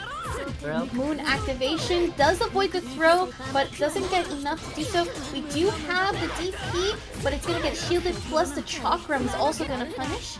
But OmniSScythe saying, nope, you're getting grabbed and thrown into the corner. There goes the overhead, and we got an empty jump into the throw for you trying to crouch shield. That had to have been a mistake by OmniSScythe to accidentally do just like a jump forward, immediate jump feed instead of an air dash jump feed, which still would have won, but provided if KirbySage didn't throw out that shield, that would have been prime time for a punish. Have the air throw ender, and then keep this bounce back as well as defensive pressure, but the spear nun comes out with a parry, and we're gonna see KirbySage dash under. The nun now on cooldown at the moment, or sword nun on cooldown, still getting punished for that crouching shield recovery, and OmniSScythe still continuing this offensive. EX counter. I don't really see EX counter none all that often. Interesting. Left, right, enough chakra. Here's the left right mix. I'm actually surprised KirbySage didn't go for the EX ender there, specifically to build up that 50% engage. Patience from OmniSScythe actually activating with shield, but not gonna do a follow-up, but it's KirbySage still picking this up. And now we're tied round to round, score to score. Who will take this final round between these two is coming down to the wire. OmniSScythe getting the first interaction off of the low, and gonna be able to get the air throw ender. No bait on the heat activation. It's gonna get pushed back to full screen, but we do have. Oh no! That is so many resources gone immediately. He's down by so much after having so many resources overhead. The sword nun just clipping slightly on OmniSScythe, but gets hit by the overhead into the hard knockdown, and OmniSScythe's gonna continue the combo with the OTG. Moondrive activation tried to grab, but he is activated with KirbySage, gets hit by the lightning, and then continued with the OTG. Oh my gosh! What is going on with these random hits that looks like they don't even have a DP, just get me out of here. We out. Like, you have that much life to sacrifice, and Kirby has no resources. You can afford to take that DP risk. Wow, yeah, this entire interaction here, I'm so glad that the replay was able to catch it. So we obviously were out of moon skill, so had to, very expensive round, tried to continue offensive pressure to try to catch OmniSScythe on that parry, but with the DP after the recovery was just able to seal the deal, and OmniSScythe's patience really came out clutch here. This OTG was very nicely done, but the recovery, quick recovery rather, goes into this actual sword nun, tongue twisters, and here we have it with that DP again for the ender. It was definitely a huge amount of scramble situations that they could not get that one just to get that hit. That was a pretty close set. That was a very close set, actually. Yeah, honestly, that's how you know we're closing in on the end of the tournament, right? Like we're not seeing the 2-0s that we saw earlier in the stream. We're actually seeing a lot of back and forths. This is the second 2-1 match that we saw after Yui's match earlier with Arhkma. So now we're gonna see Arhkma versus Yusoro. And I have a feeling this is another one that's gonna go back and forth pretty extensively. Is this the first set that we haven't seen either PCL or Mario? It's not the first one, right? No, there was Yosoro Cosmic with Roa Arcueid. That's right. That's Yeah. right. That's right. Yeah, the Roa Arcueid was the break in between, and then I think. Oh, and then we had also Saber and double Maids earlier. That's right. That's right. There were a couple. Oh, never mind. We are gonna see a PCL. Ah. When in doubt, PCL it out. Alright, to be fair, Ciel versus Arcueid is not a fun matchup. Like, absolutely not. I've played Ciel Arcueid a few times, and like, occasionally it's okay, but that matchup is just not fun for Ciel. I imagine because you can't, like, with the speed of Arcueid, right? There's nothing to stop her from trying to dash under when you throw out keys, and even when you do your full screen dive. She can just, like, literally run up and grab, not grab you, but punish you for it. Run up punch. Yep. But it looks like it's Arhkma who's gonna actually maintain offensive pressure. He's gonna get the pickup here. Allows the quick reset, goes for the strike throw situation, and continues and maintaining pressure. But Yusora is going to use the defensive heat activation, recovers and gets the hit off of the air to try to go for the mid screen, clashing in the process as well. So with the incredible amount of violence after that BC interaction, block strings into a full confirm. Shield. Was looking for it so hard. I think this kills. This definitely doesn't kill. This goes for hard knockdown here. Are they gonna go for a throw on landing? Nope, just goes for the mix. Yeah, shield recovery, that's gonna lead it in. So Yusora is already up on the first round.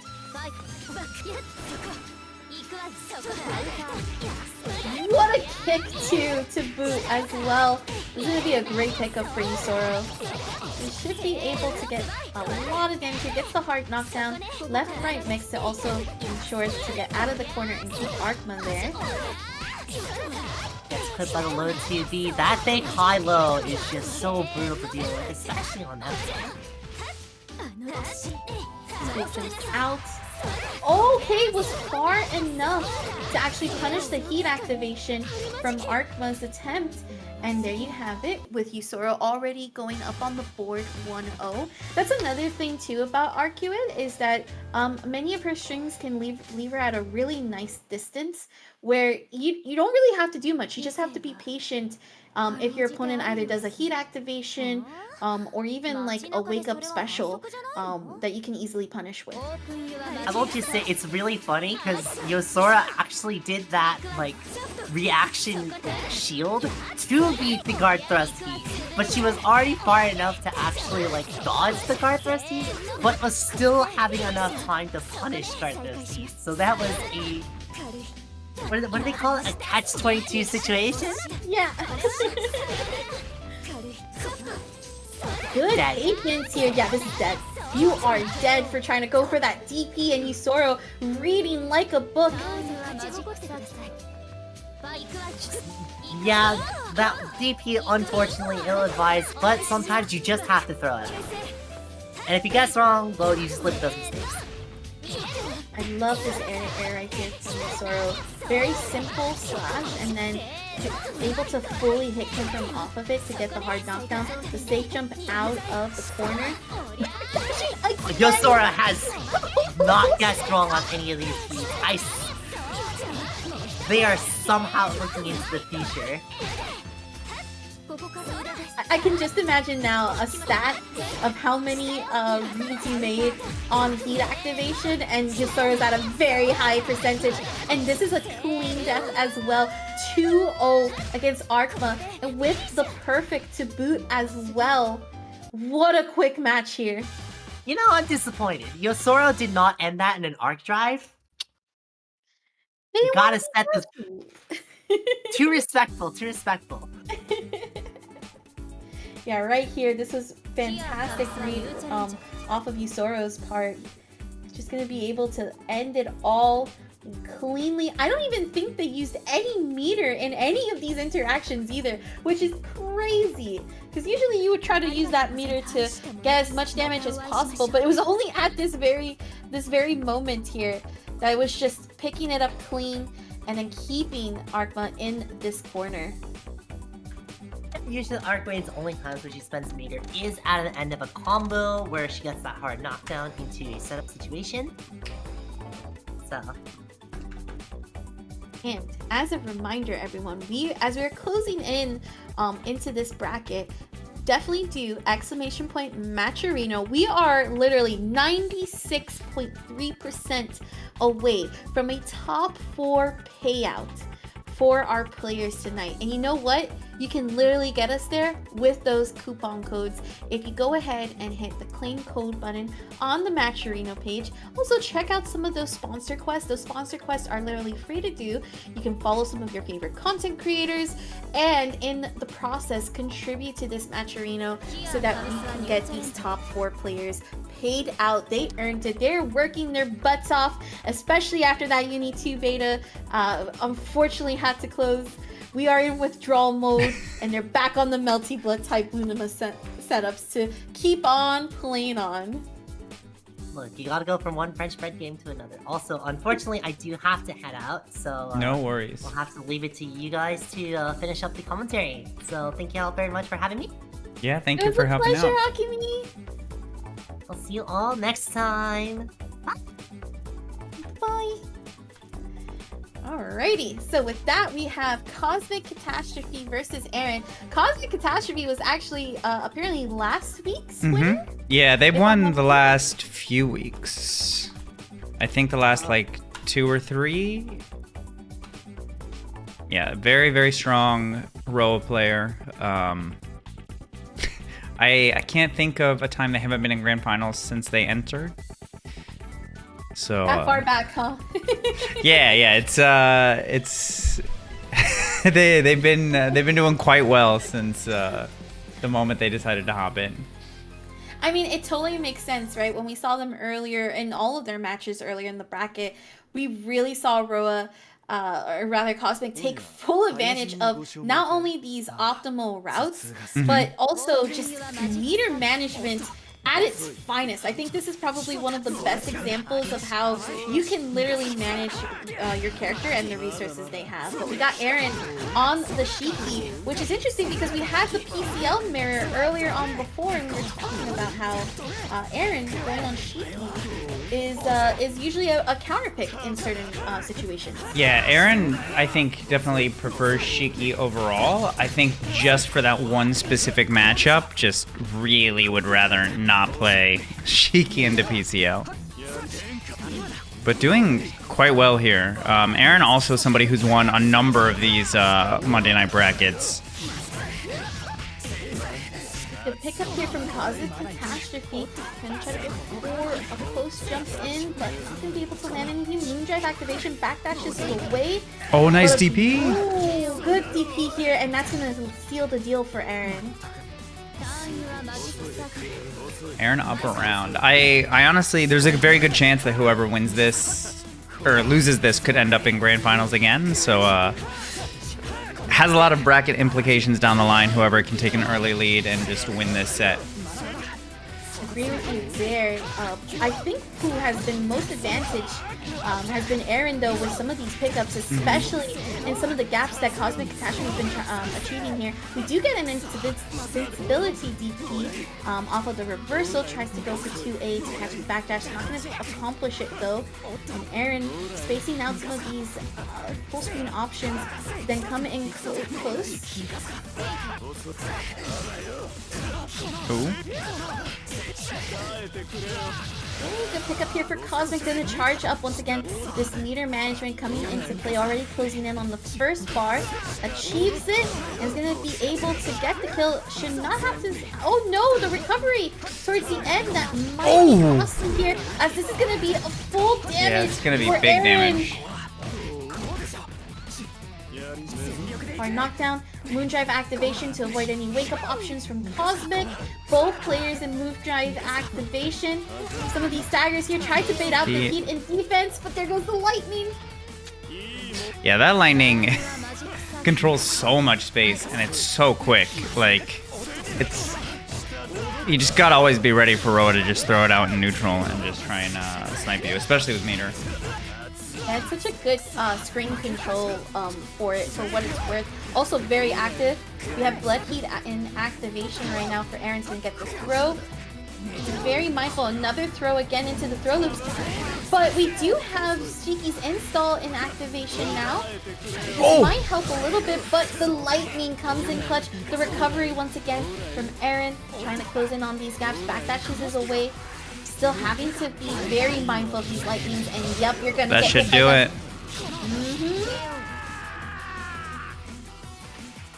A little flashy there too to use Yeah. all of those meter.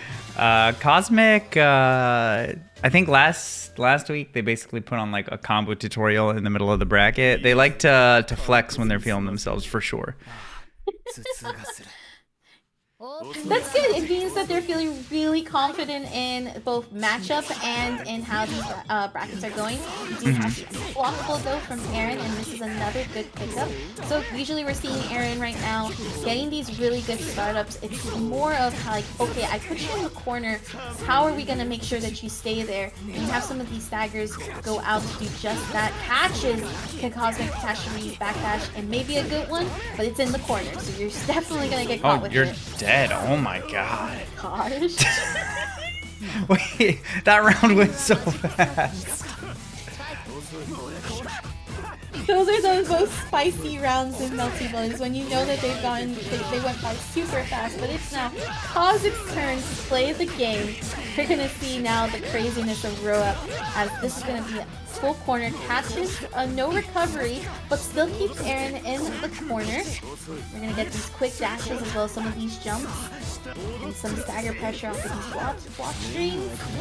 And we have the lightning to go out using the meter to do so. Gets the grab for a back throw, left, right, dashes in, and you're gonna have to watch those toes hold all of this pressure. Crashing once again, but we do have the speed from Erin. And that's gonna be able to claw out of the corner. We're actually going to try to get the side switch and another throw pushing forward. Shield gets great punish. It's looking very nicely for Erin to make the catch-up happen. We get a DP ender, and then left-right mix. Tries to catch a backdash, but no, it's not successful with it. Moondrive activation gets the throw going. Oh, you're dead. God. Massive punish on the low shield there. What a comeback there from Erin. Definitely keeping cool and collected. I know that if I was in that corner facing against Cosmic, I probably would have panicked multiple times. But me Erin too. just waiting perfectly and patiently to act, and also very confident in many of the resets and stagger pressure, using Moondrive to kind of put Cosmic in this mid-screen throw loop, essentially. Yeah, Erin, I think they come from Smash originally, and their neutral and strike throw game is out of control. They're quite good. I've noticed that a lot of Smash players, when they come over to fighting games, it's either been Guilty Gear or if it's a fast-paced game like Melty is. So that's honestly really cool to see, because many of those, you could tell that they were a movement type player in Smash. Exactly.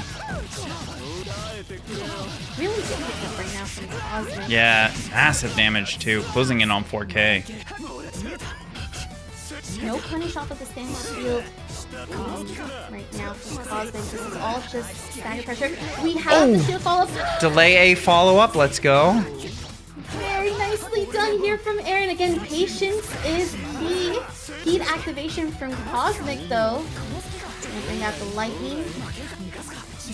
Trying to get away from this mid-screen coverage. Stand shield, both of them, or rather stand shield from Erin and then trap shield from Cosmic, but it's Cosmic who's going to win this interaction. Oh, the gray beat wasn't teching. Yeah, this is going to be some pretty significant damage. Gets the recovery, and Erin with the slight air movement to avoid getting caught in recovery, but it's the TP pickup from Cosmic that still cleans it up.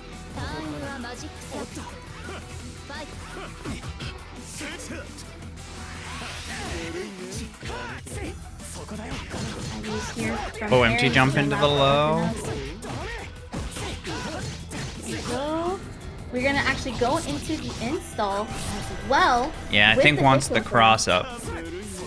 I think that's what Erin's going for. Oh my god, just going for throws. It works. You're not teching Yeah. them. You're not prepared for them. You might as well go and do them. Okay, a throw from Cosmic though. Boon Drive activated. Erin's gonna be able to escape here in the situation. Held that shield for Grab- so long. Oh my god, Cosmic returning all the throws.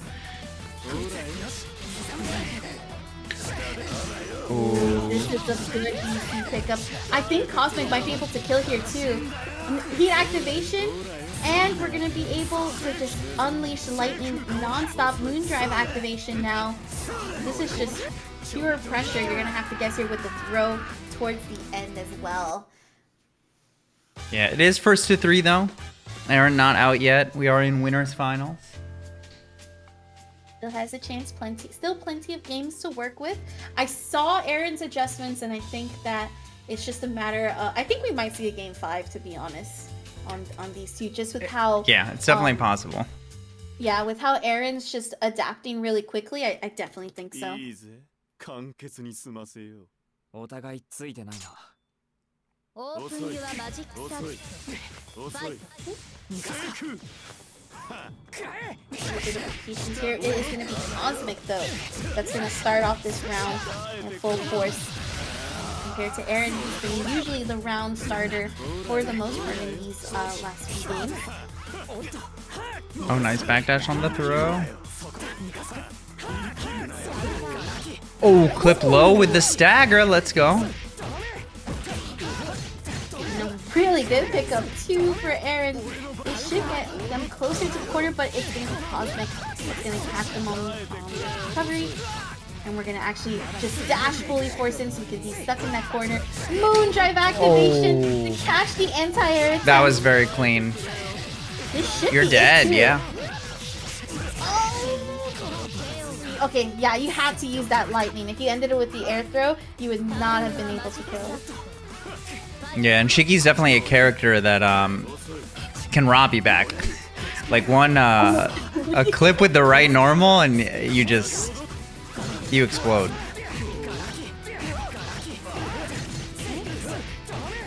Erin, starting off this round, pretty solid. Got a couple of a good amount of damage in. It's going to be Cosmic trying to charge up on this meter. Has one full bar, and now gains the second one. Lightning goes out, charges up once again. Going to use another set of lightning. Backdashes away. Also, too, just notice how Roa can charge, then do lightning just as quickly. Yeah. Especially with moon dive activation in play. Caught the start of the backdash, it looks like. Launches through. Erin trying to get some of these dash hops in. Tried to catch The stagger! Off the OTG. No, the drop! I thought we were gonna see an early cash out, but that'll do it with the unblockable.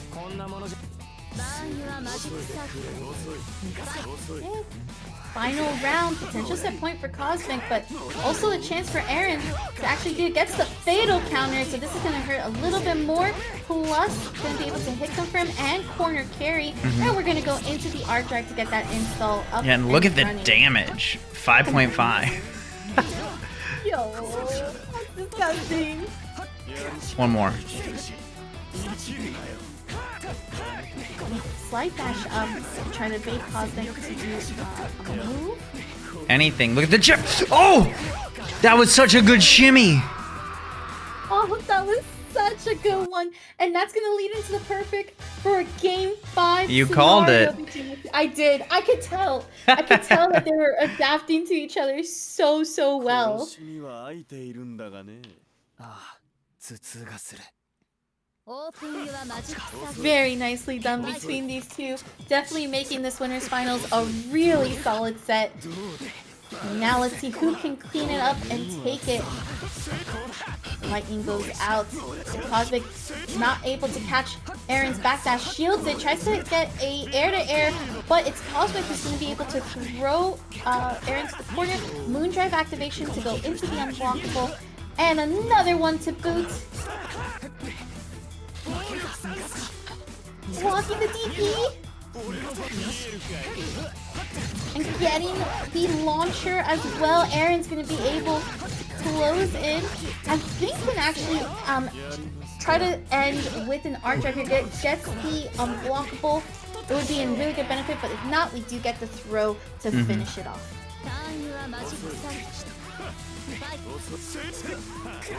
Yeah, Moondrive off the table for both of them. No, never mind. Erin just like that.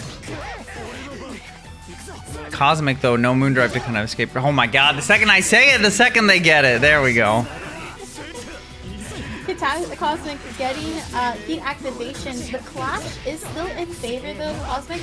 That's why Erin's just playing defense and just trying to get out of there. He does pick up, and because of the heat activation, there is no resources right now for Cosmic. It is all having to gain that back right now as Erin's gonna get fully hit confirmed here. And air thrown for the safe jump. A bit of a left-right. Backdashes is away though. Still gets hit by the lightning with a wall bounce to boot. And now has to play defense against Cosmic. It is a nail biter right now. Oh. Dude, Erin's defense is immaculate. Yes. Oh, but very clipped by the double overheads. Commentators curse, but we have the recovery, and Erin sits with 3 bars of meter. Okay, whips the grab. That was scary. Backdashes away though. That would have costed him a lot. Waits patiently. Past the Cosmic, trying to dash in through. Yes. The unblockable. Yeah, wasn't shielding it, so you just get caught. Unblockable because of the air block and still being in block stun after you're coming down for recovery. So now we are in final round between these two.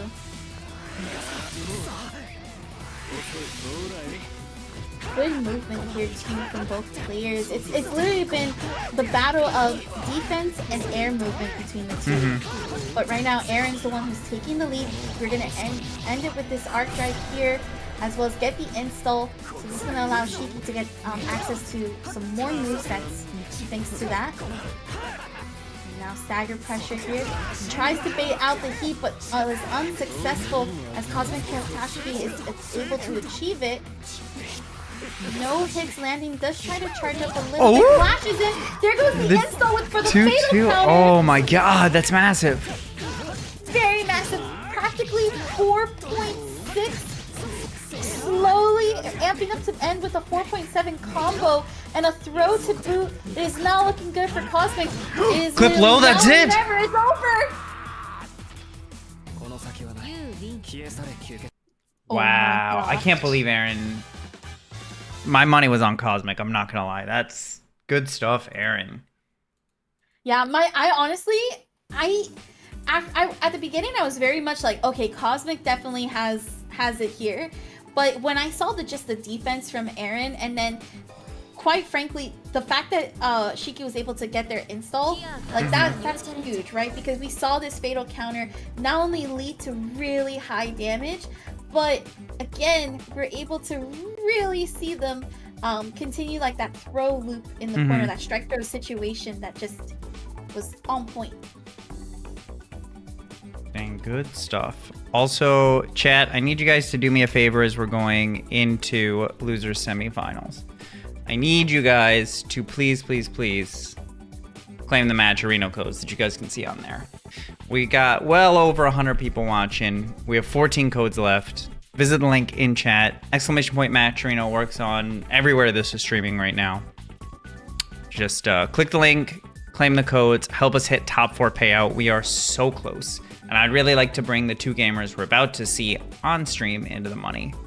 We're gonna have OmniSScythe and Yasoro.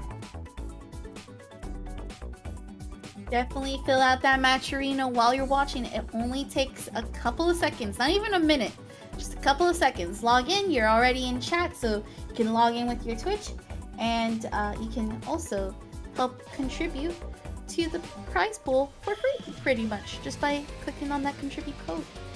And now we have OmniSScythe versus Yasoro. A little bit of a break for OmniSScythe, as they've been literally fighting against non-stop PCLs and non-stop Marios. And now That's true. to face against Arcueid here in this Lulu semi. It's weird to think of Arc as the break, right? Yeah. Oh, and it looks like Yusoro is going to be the one to start this up. Yusoro also going through the Mario / PCL gauntlet as well, so very warmed up to this matchup and prepared for it as well. Really good shield here for the BC follow-up as well to go through the lightning. And this is going to be really good damage. We'll be able to actually instead use the hard knockdown situation here and get a punish. Yeah, as that'll well do it. for the boost. Round 1. Very nicely done here from Yusoro. Oh my gosh!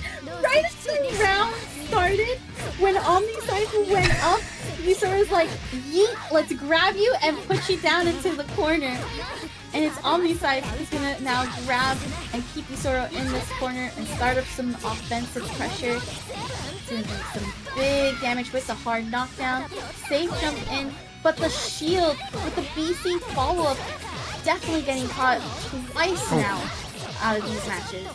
Yeah, both of these players, to quote Akimi, are strike players. Yeah. So we're definitely, you're gonna see a lot of buttons pressed. And, yeah, a lot of explosive combos, because both characters are very, very high damage. Cool Moonstrike activation. Both good patience from OmniSScythe though. It's gonna get a little dicey, but with keeping calm, it's able to stop Yusoro from advancing with that pressure.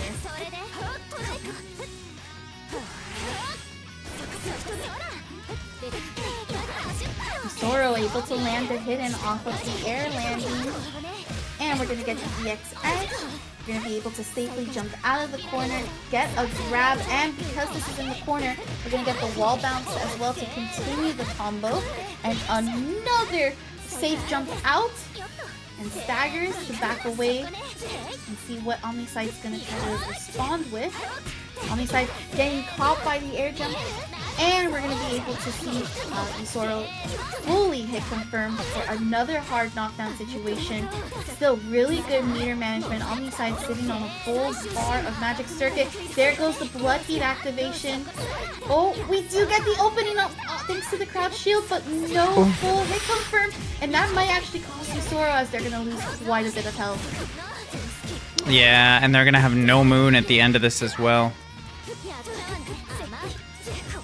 OmniSScythe, like you mentioned, very low on resources. Practically nothing is available. Getting the OTG combo though, Yusoro sitting nicely and getting on the board 1-0.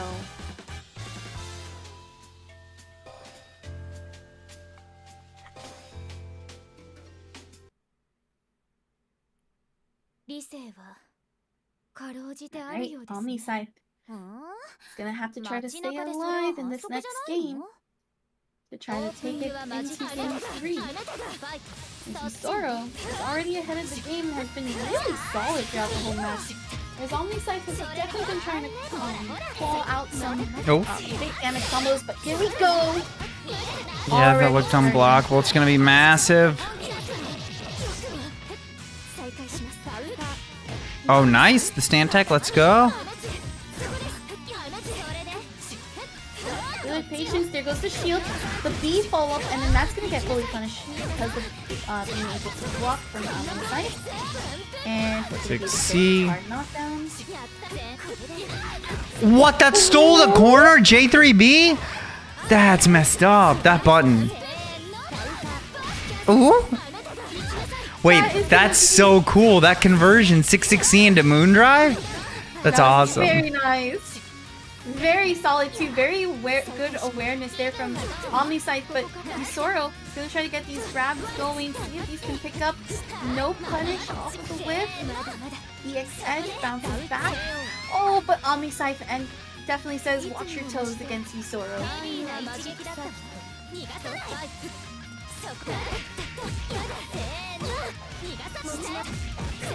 Low back, but because OmniSScythe did the recovery in the corner, we'll be able to capitalize off of this. Gets the hard knockdown. Instead of doing left-right, tried to jump in the same side, but Yusoro was going to wake up with a speed activation. And OmniSScythe picks it up. Safe jumps in, but gets caught in the throw. Oh, but the DP from OmniSScythe is very nicely done. The follow-up from Yusoro, and it's going to get punished again because OmniSScythe is ready for these RPS interactions. Oh. I didn't even know that gun move actually just goes through you. That's kind of crazy. Yeah. PCL's a character. There's a reason some people opt to mirror her instead of play against her. Ooh, good stagger and also good quickness from Yusoro. Time. Oh, never mind. Nice mash out. 1-1. 1-1 tied up right now between these two plays. I do like the OmniSScythe being quicker on Yusoro's shields.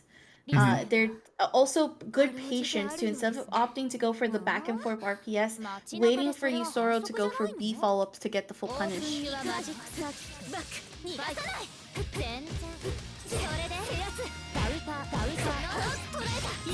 Trade, but it's going to be in favor of OmniSScythe who's going to continue offensive.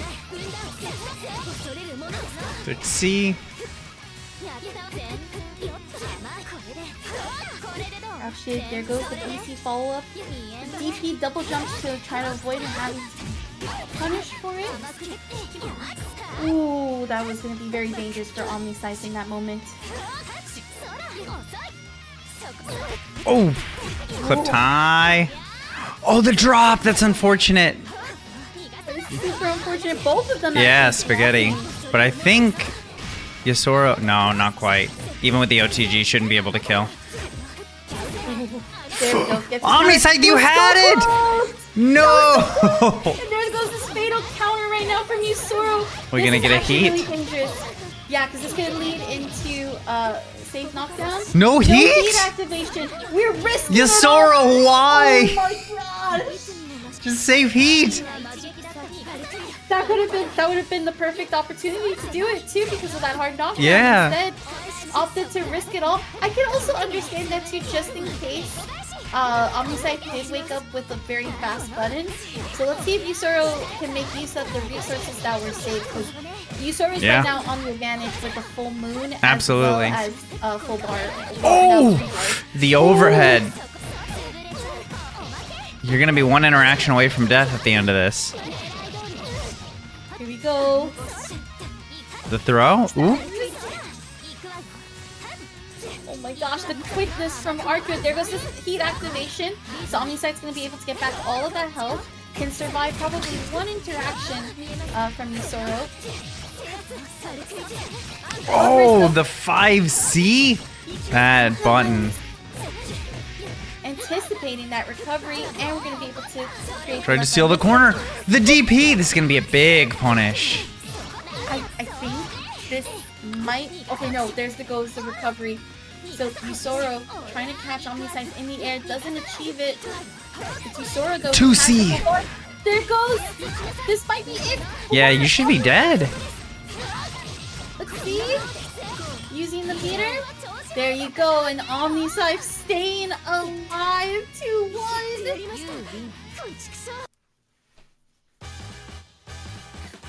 Yeah. What a very clutch round here from OmniSScythe. Was looking very dire, especially with such a low health deficit earlier on, but these pickups were phenomenal and were able to be optimal, especially with that lightning at the end. Mm-hmm. Yeah, OmniSScythe is quite strong, has won tons of these, generally places top 3, top 4. Top 4, I do want to remind everybody, claim a code. I'm going to hammer them home until we get rid of them. Because we have so many people that should just claim them at this point. We have 8 codes left. Just visit the link, claim them. I see you typing in Twitch chat. And some of you, I see you typing, and I don't see your name on the match right now, so I know you haven't claimed codes. It takes 5 seconds. Just claim the codes. Do it. Just do it. It's not hard. I promise you, everyone. Just click on that link. You're already signed in, so you can log in with your Twitch, and you can easily click that button. Easy peasy lemon squeezy. Oh man. But yeah, OmniSScythe Cosmic. I think they've played the last few weeks. They haven't played today, but they've played the last couple of weeks. And I think it's gone in Cosmic's favor in general. So I'm very curious. Omni definitely has an uphill battle for the rest of this bracket. For sure. Between Cosmic and Definitely. Erin both. Most definitely, but he's been surviving it. And that's something definitely to be said for both players, especially for Omni, who's just been really grinding out these losers' side. Yeah. もちろんここがあなたの終着ですミハイル・ロア・バルダムよ I think the toughest part here is that Roa also can control the mid screen Oh yeah. really well with the lightning, but this is a good start here for Omni. He's able to ram these hits in and create this hard knockdown. And get the safe jump, tries to go for the low. And using the lightning actually to create some spacing. Shield from Cosmic. A throw tech. With the advantage on Cosmic though, to keep Omni in the corner. Oh. Nice DP. There goes the shield off of the Oh, the charge. J3B corner steal again. Gets the throw.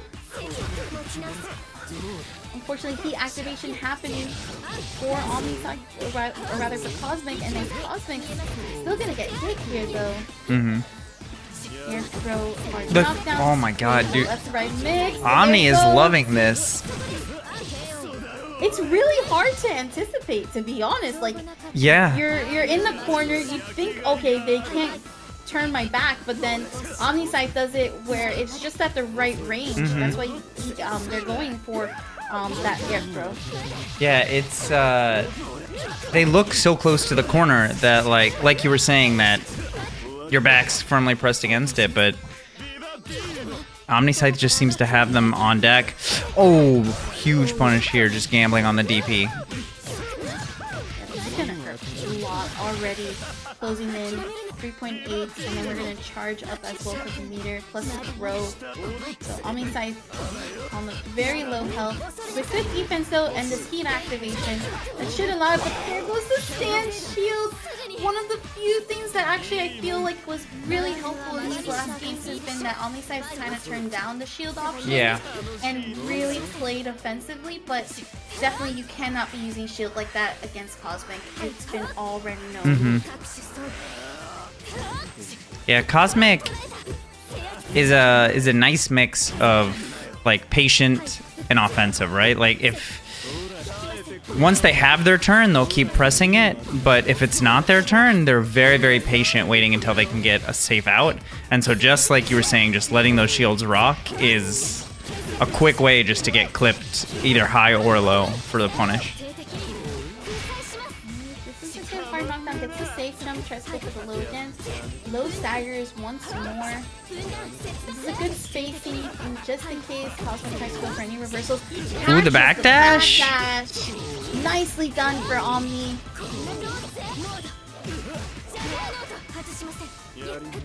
Jump goes for the double dash, or double jump rather.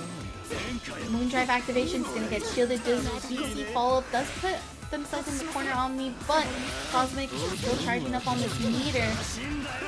Yeah, gonna take the safe heat. Overhead, we're gonna see a cash out here as well. Yep.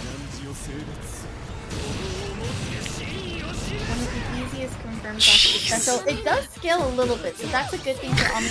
Because here's this pickup that's gonna be in their favor. Now, would not have enough to actually get that third bar, so they're gonna choose to cash out for the hard knockdown and get safe heat to get back some of that health. Oh, that unblock, that almost looked like an unblockable. It was so scary. Oh, the DP. Oh, you're dead. That's so unfortunate. That was so close because Omni really had the good reads, but Cosmic was just prepared. Yeah, that's a tragic ending for OmniSScythe there to that first game. そりゃ本物か もちろん I definitely think that Omni has adjusted really well though. Like in that last run, I could definitely see that there's a little bit more awareness. So I have a feeling that the next game is going to be not only more aggressive, but it's going to also be more aware of Cosmic's buttons a little more often. Yeah. See, like right here, actually going forward and responding to the shield appropriately. If the strike throw. Oh, hit by the needles. J3B. Drop though. Oh, very nice. Punishing the crouch shield. Not gonna get the full hit confirmed. Hopefully Puppy's gonna be able to recover. There goes heat activation again. Now it's just patience. Moondrive activation to keep the lightning safe as it did with. Plus frames. Ooh. Wow, mash out with lightning. Okay. It is Monday night Mashfest, so. It's true. It's true. This defense right now from Omni. Must be very mindful of what Cosmic's trying to do. Catches Cosmic on the landing. This is gonna be a really good pickup. 6C.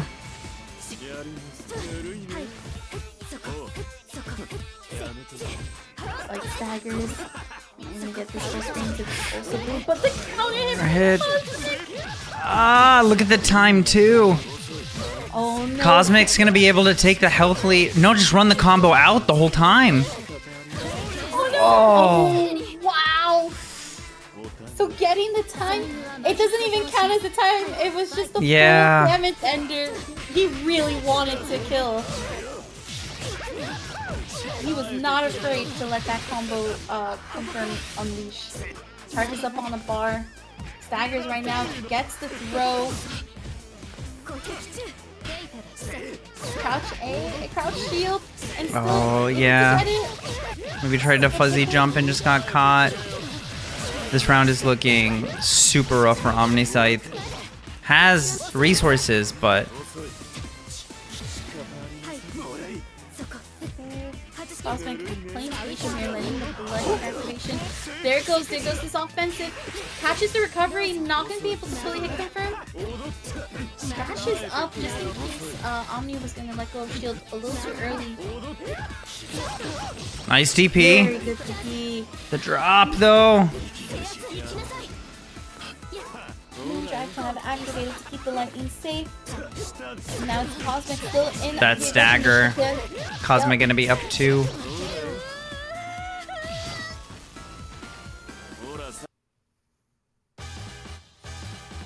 This is looking really rough right now for Omni. Yeah. It's rough, especially because he's come so close so many rounds. Rounds, games, and then it's like that one last interaction, things just go wrong. I definitely agree with you there. It's those last interactions that Trippy Toad, Roa is really good at capitalizing. And again, it's just how his needle and his lightning works. As well as how his staggers can go. He gains a lot of damage too. And his buttons are really good. There goes the lightning right after the BC follow-up. And this is going to be a nice hard knockdown. The DP though from OmniSScythe. One other thing too is OmniSScythe's been landing those DPs but just not been able to fully confirm off of them. Partly because of course they are the invincibility ones, but still just struggling to really capitalize off of the fact that he's been able to get out of the corner here. And now it's Cosmic to be able to get the side switch.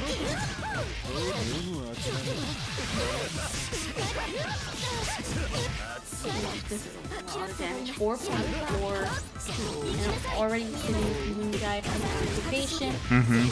With OmniSScythe can activate the safety here to gain back some of that health. But then serve the habit. Yep, there it goes.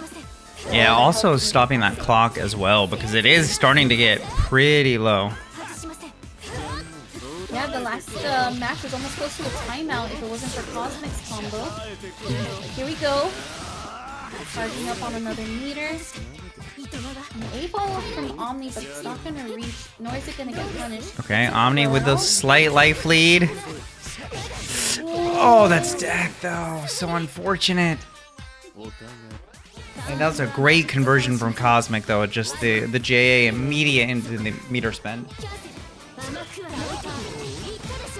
Good Moondrive activation into DP. We had a small safe jump here, and then now the left right mix for Omni.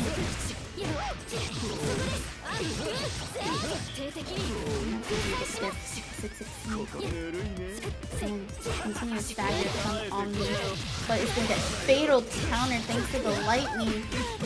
And this is where Cosmic's just taking full advantage of the momentum that Roa has. Now we can see some of these staggers.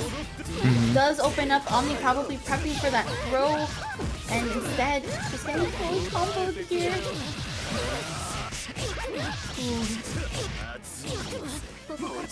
Bloody activation happens, and There it is. Seen this before though. Cosmic's very good at being patient for it to run out. At least with that, Omni gets back that full health. Plus, there's still time on the clock. Oh my God! Sniped by the lightning. The side switch too. Does miss on the last hit confirm, but it still caused the knockdown, hard knockdown on Omni side.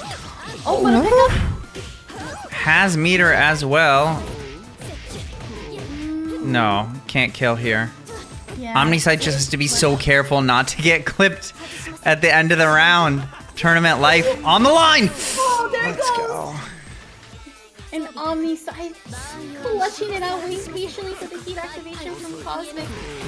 And yeah, that's the thing. It's these tight and important situations that OmniSScythe has to be cleaner on, and was able to successfully do so in that last round. Oh, caught by the needles, but drops out thankfully. Nice shield there to avoid the air unblockable.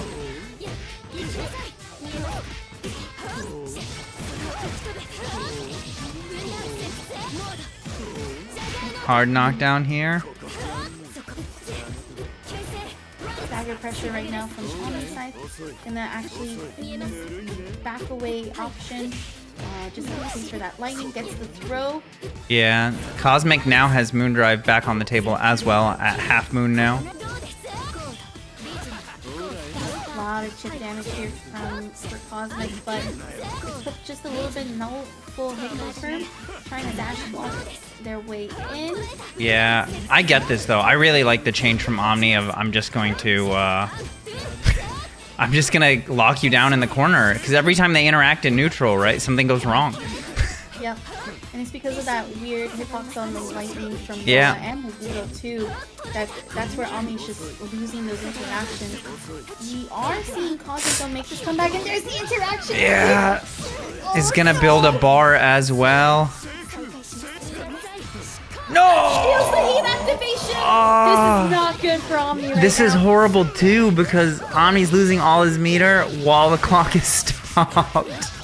Everything in that situation was in Cosmic's favor. Now 6 seconds left, you just get clipped, that's it. That is it. Cosmic taking it 3-0. This is one of those instances where the score does not tell the full story, but looking at At this all. replay here, that was right after clipping the heat activation. So not only did Omni lose all of that meter, but there goes all of this health. And then right here off of this second interaction, it was very dire. There's really not much Omni could have done here. And because of that, Cosmic was able to take full advantage. Also notice too, Moon Drive was not in play because it was already being used. So it was a full empty on resources. It was a checkmate situation. Yeah. For Omni. It just was truly unfortunate. Dang, good stuff to Cosmic though. Won the run back with Erin. Or the right to the run back rather. This is true. Right to run back, and you know, looking at how we said in the last time when we saw them in winners finals, that was like a game 5 situation. Yeah. And it would not surprise me if we see it from these two. I know Cosmic's definitely wanting to try to make that streak going, but it would be a really big upset for Erin to be able to take down the champion of a couple of Mashfests. Yeah, absolutely. I think this is going to be a very, very fun set regardless. I do think it's going to be very difficult for Cosmic to take 6 games. No mean feat for those of you watching for the first time. In Grand Finals, in order to win the entire bracket, Cosmic has to win twice. First, they have to send Erin down to the loser side, and then beat them again if they want to win the entire tournament. Hey, this is a really good pickup for Erin. Has been on a strong momentum since the round start. No bait on the beat activation is going to let Cosmic come back from that. Now that's another thing too that Cosmic's been doing really, really well. He's going to be able to cash out on all of this. This is going to even up the health bar slightly, just enough. So with Erin's going to be able to nice. Up here. Oh, the meaty? You should be dead here. Yeah, the cash out for the install as well. And I believe because of that arc drive finish, that means that Shiki's going to be able to keep that install into the next round. Yep, whenever you kill with that arc drive, you automatically start the next round with the install. And it's not the first time that we've really seen Erin take advantage of those extra movesets. We saw it in the last game between them in Winners Finals that it came out really clutch. Wow! Doing the mix and catching the crouching shield. This is going to be quite a bit. Waiting patiently for CosmicCatastrophe to recover. Right now, Erin's going to be the one that's going to get caught in the throw. Moondrive activation to avoid getting throw looped again. Now it's a full screen. We do clip with the lightning needle.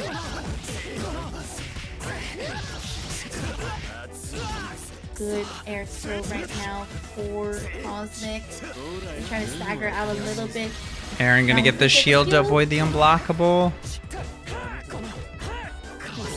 There it is, the cross up. Because Erin was also doing block strings on Cosmic, that also prevented Cosmic from getting any health back from that heat activation. Recovers in time, but no shielding or even avoiding the heat activation. Cosmic's been really good all night, finding just the right moments to activate heat with very much safely in defensive situations. Ooh. That's a punish. And the second round's gonna go to Cosmic.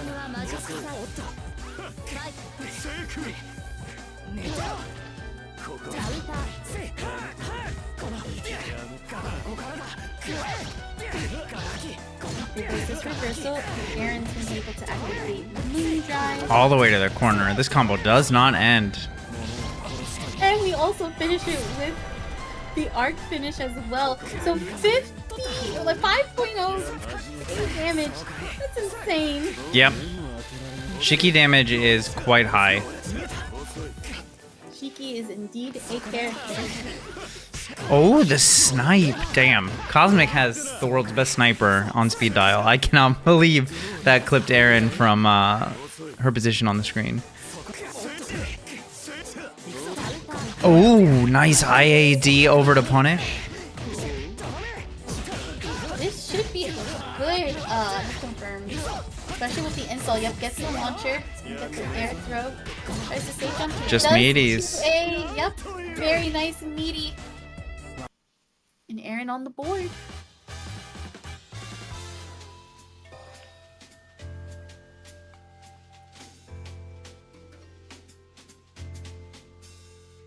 Let's see if Cosmic can. So like the last time we saw this, I believe it was Cosmic that won the first game. So it's now Erin who's won this first game. Let's see if Cosmic can make some of the adjustments. If there's anybody in this bracket that can adjust, it's definitely Cosmic. I believe it, especially with such a strong character like Roa too. Yeah, Roa has all the tools. Amazing space control, good movement, nice buttons. Also very good matchup spreads. I think there's very few characters that actually like contest him, and that's just simply like, if anything, they're mostly even for the most part. But this is a good throw. Shields the DP attempt from Cosmic, and this is a full punish right here for Erin. Not gonna be able to use those 3 bars, instead she's gonna have to use that meter to get as much damage as possible, all the way high up in the air. We're gonna get the unblockable, but the rapid counter from Cosmic is gonna stop it. But we block the full screen meter. Very scary there for Erin, but still was able to clutch it out. Oh, good pickup here, activates Moondrive to continue the combo. And we should be able to corner carry too. Yeah, all the way. That increased hit zone is quite nice. And using the slide does not punish fully because Cosmic was in Moon skill, but at least that let Erin able to pretty much Moondrive through. Tries to do 2-8 to most likely get shield. What? How? Oh my God. How active is that button? Oh my god. Sorry, I didn't mean to cut you off. I just got jump scared by the fact that it's still actually connected. Honestly, this entire match is gonna be full of jump scares, so it does not surprise me. Okay. Left, right mix. Again, Erin's really trying to bait out those heat activations, but Cosmic just finds a way to activate them in the most interesting timings. Oh, wow, the backdash into button. Yeah. You should be dead here. Yeah, with the install? Yup. Yeah. There it goes. And Erin's up 2-0. Yeah, Cosmic needs to figure something out. Because this is starting to look very, very rough. Yeah, it really is starting to look pretty dicey. I'm wondering if maybe it's also just like the slowdown, right? So the like pretty much going through winner's side, and then you end up in winner's finals. You're fighting against Erin, it's kind of back and forth, and then when you go down to the loser side, you do have to wait a little bit for that match, and then of course you end up fighting against OmniSScythe. It's also been a bit of a back and forth, but you've spent a lot of energy throughout the entire match. But regardless, let's see if Cosmic can make this comeback. Already starting off with the first full hit confirmed of the match. Gonna be able to charge up on the meter.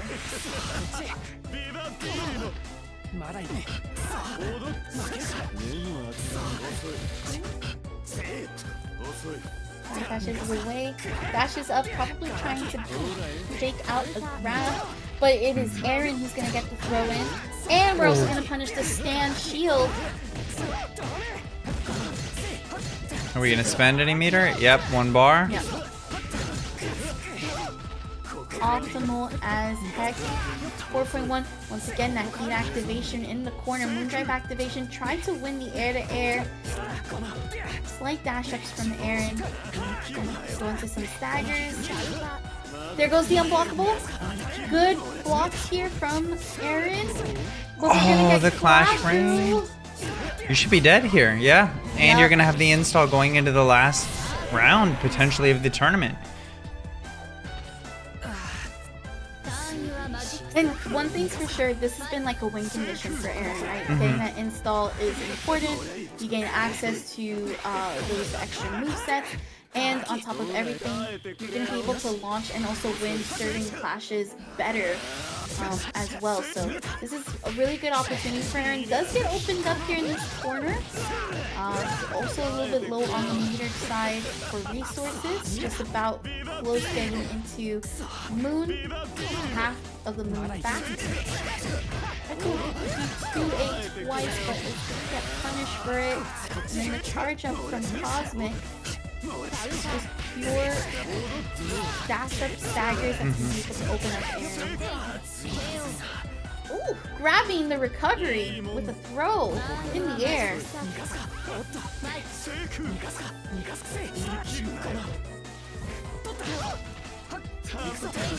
Oh. Gets the overhead, punishing the crouch shield. And this is actually a great start for Erin, not a good start for Cosmic. We're gonna go into the arc drive and try to cash it Easy. all out now. 5.3k, yeah. Another throw.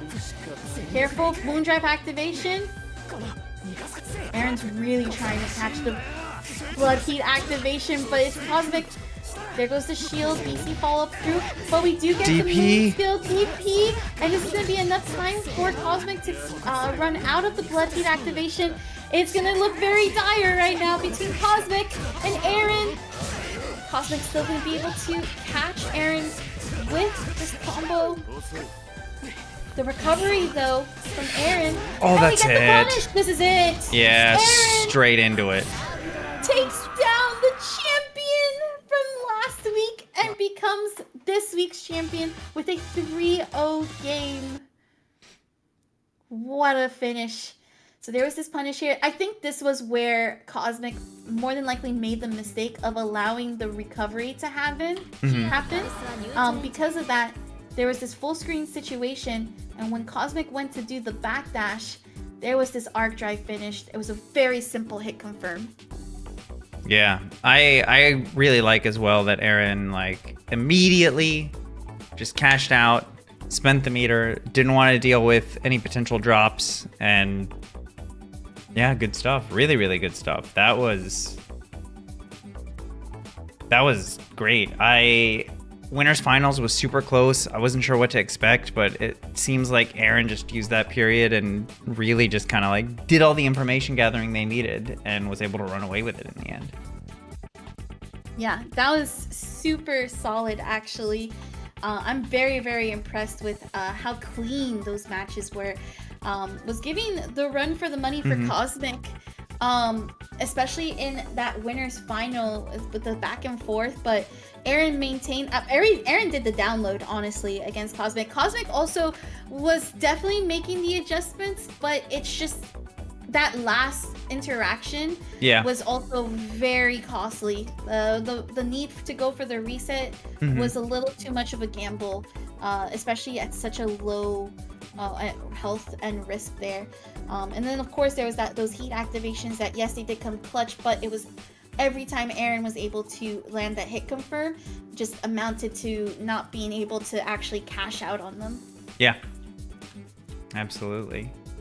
But yeah, good stuff. Thank you to everybody who came out, everybody who claimed codes, donated, the whole 9 yards. It's always a blast getting to watch and host these brackets. For those of you who don't know, we run them every Monday at 8 p.m. Eastern. If you're interested in joining, you can join us in Discord. We also run a bunch of other games. Every Wednesday, we run Grand Blue. Currently at 8 p.m., but when Rising drops, we're going to shift that to 7 p.m. Eastern. On Sundays, we run Under Night, 5 p.m. Eastern. Both of those are going to be on break this week just because of the holiday. Wednesday, obviously the day before Thanksgiving, but then I'm going to be traveling on Sunday, and so I'm not going to be able to run it. So our next bracket is actually going to be Melty again next Monday. I mentioned this in chat earlier, but I'm going to, especially for the end of the year, try and run some more just like fun tournament formats. So one thing I did for Under Night that I actually really want to do for Melty is bingo. So it'll be a 5v5 just team battle. Each team is going to have bingo cards, and the goal is not to eliminate the other team. It's the first team to get bingos. To get a bingo is the team that wins. So you get like a card that'll say something like along the lines of like, get a last arc.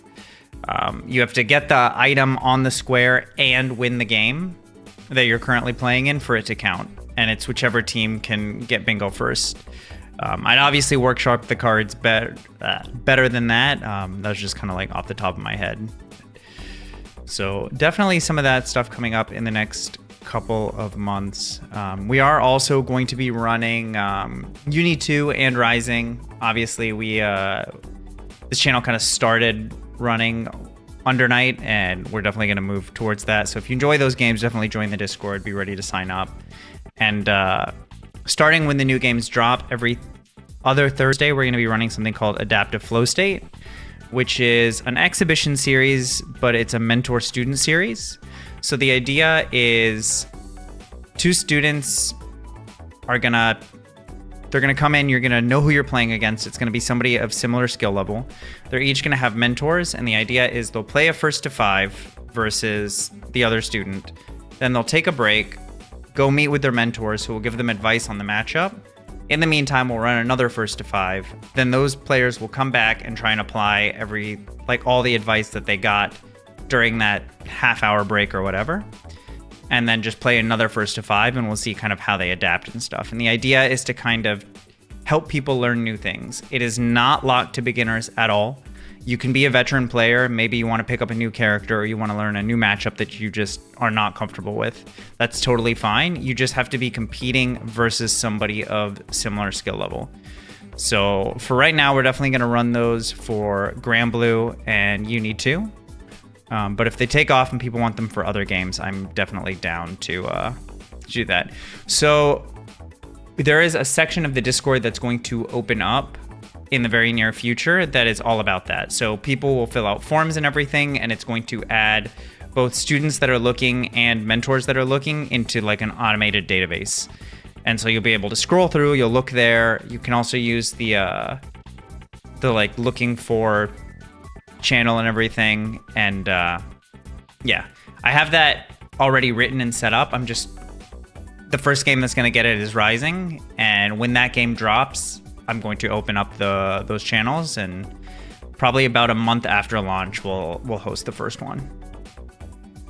But yeah, those are all my announcements. Do you have anything you want to shout out, Saki, before I find somewhere to send all the gamers? Yeah, so first off, thank you so much for inviting me on to the mic. I really appreciate it. I'm definitely looking forward to more Melty and more Uni as well. Definitely trying to expand the experience on Uni as well. So definitely hit me up for commentary on that. And then I also am a TO as well, although albeit I am on the MK side of things. So we run tournaments, weekly tournaments awesome. Every Saturday for Mortal Kombat. If you play MK1, feel free to hop on in, as well as we'll be doing a lot more content too on the YouTube for Uni, so that'll be definitely fun. Awesome. Is there a link they could find you, or like a Twitter or something, if they, especially for like the MK brackets, would it just be SakuSakura TV? Yeah, everything is SakuSakura TV. Kept it nice and simple. Nice. So you could just follow me there. You could do on Twitch, Twitter, TikTok. That's where you'll find all the info as well. Cool. Awesome. Yeah, thank you so much for hopping on the mic. You and Aki both crushed it. I know she had to leave early, but yeah, honestly, thank you both for holding it down for the majority of the night.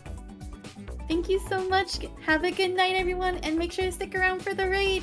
Yeah, I'm going to send everybody over to Igneous. He's going to be playing Shadowverse. No one else is really streaming that I follow, so that's where we're all going. You did miss it. You stopped streaming too early, Ryer. I was about to send it over there. But, yeah, I will catch you all next week. See ya.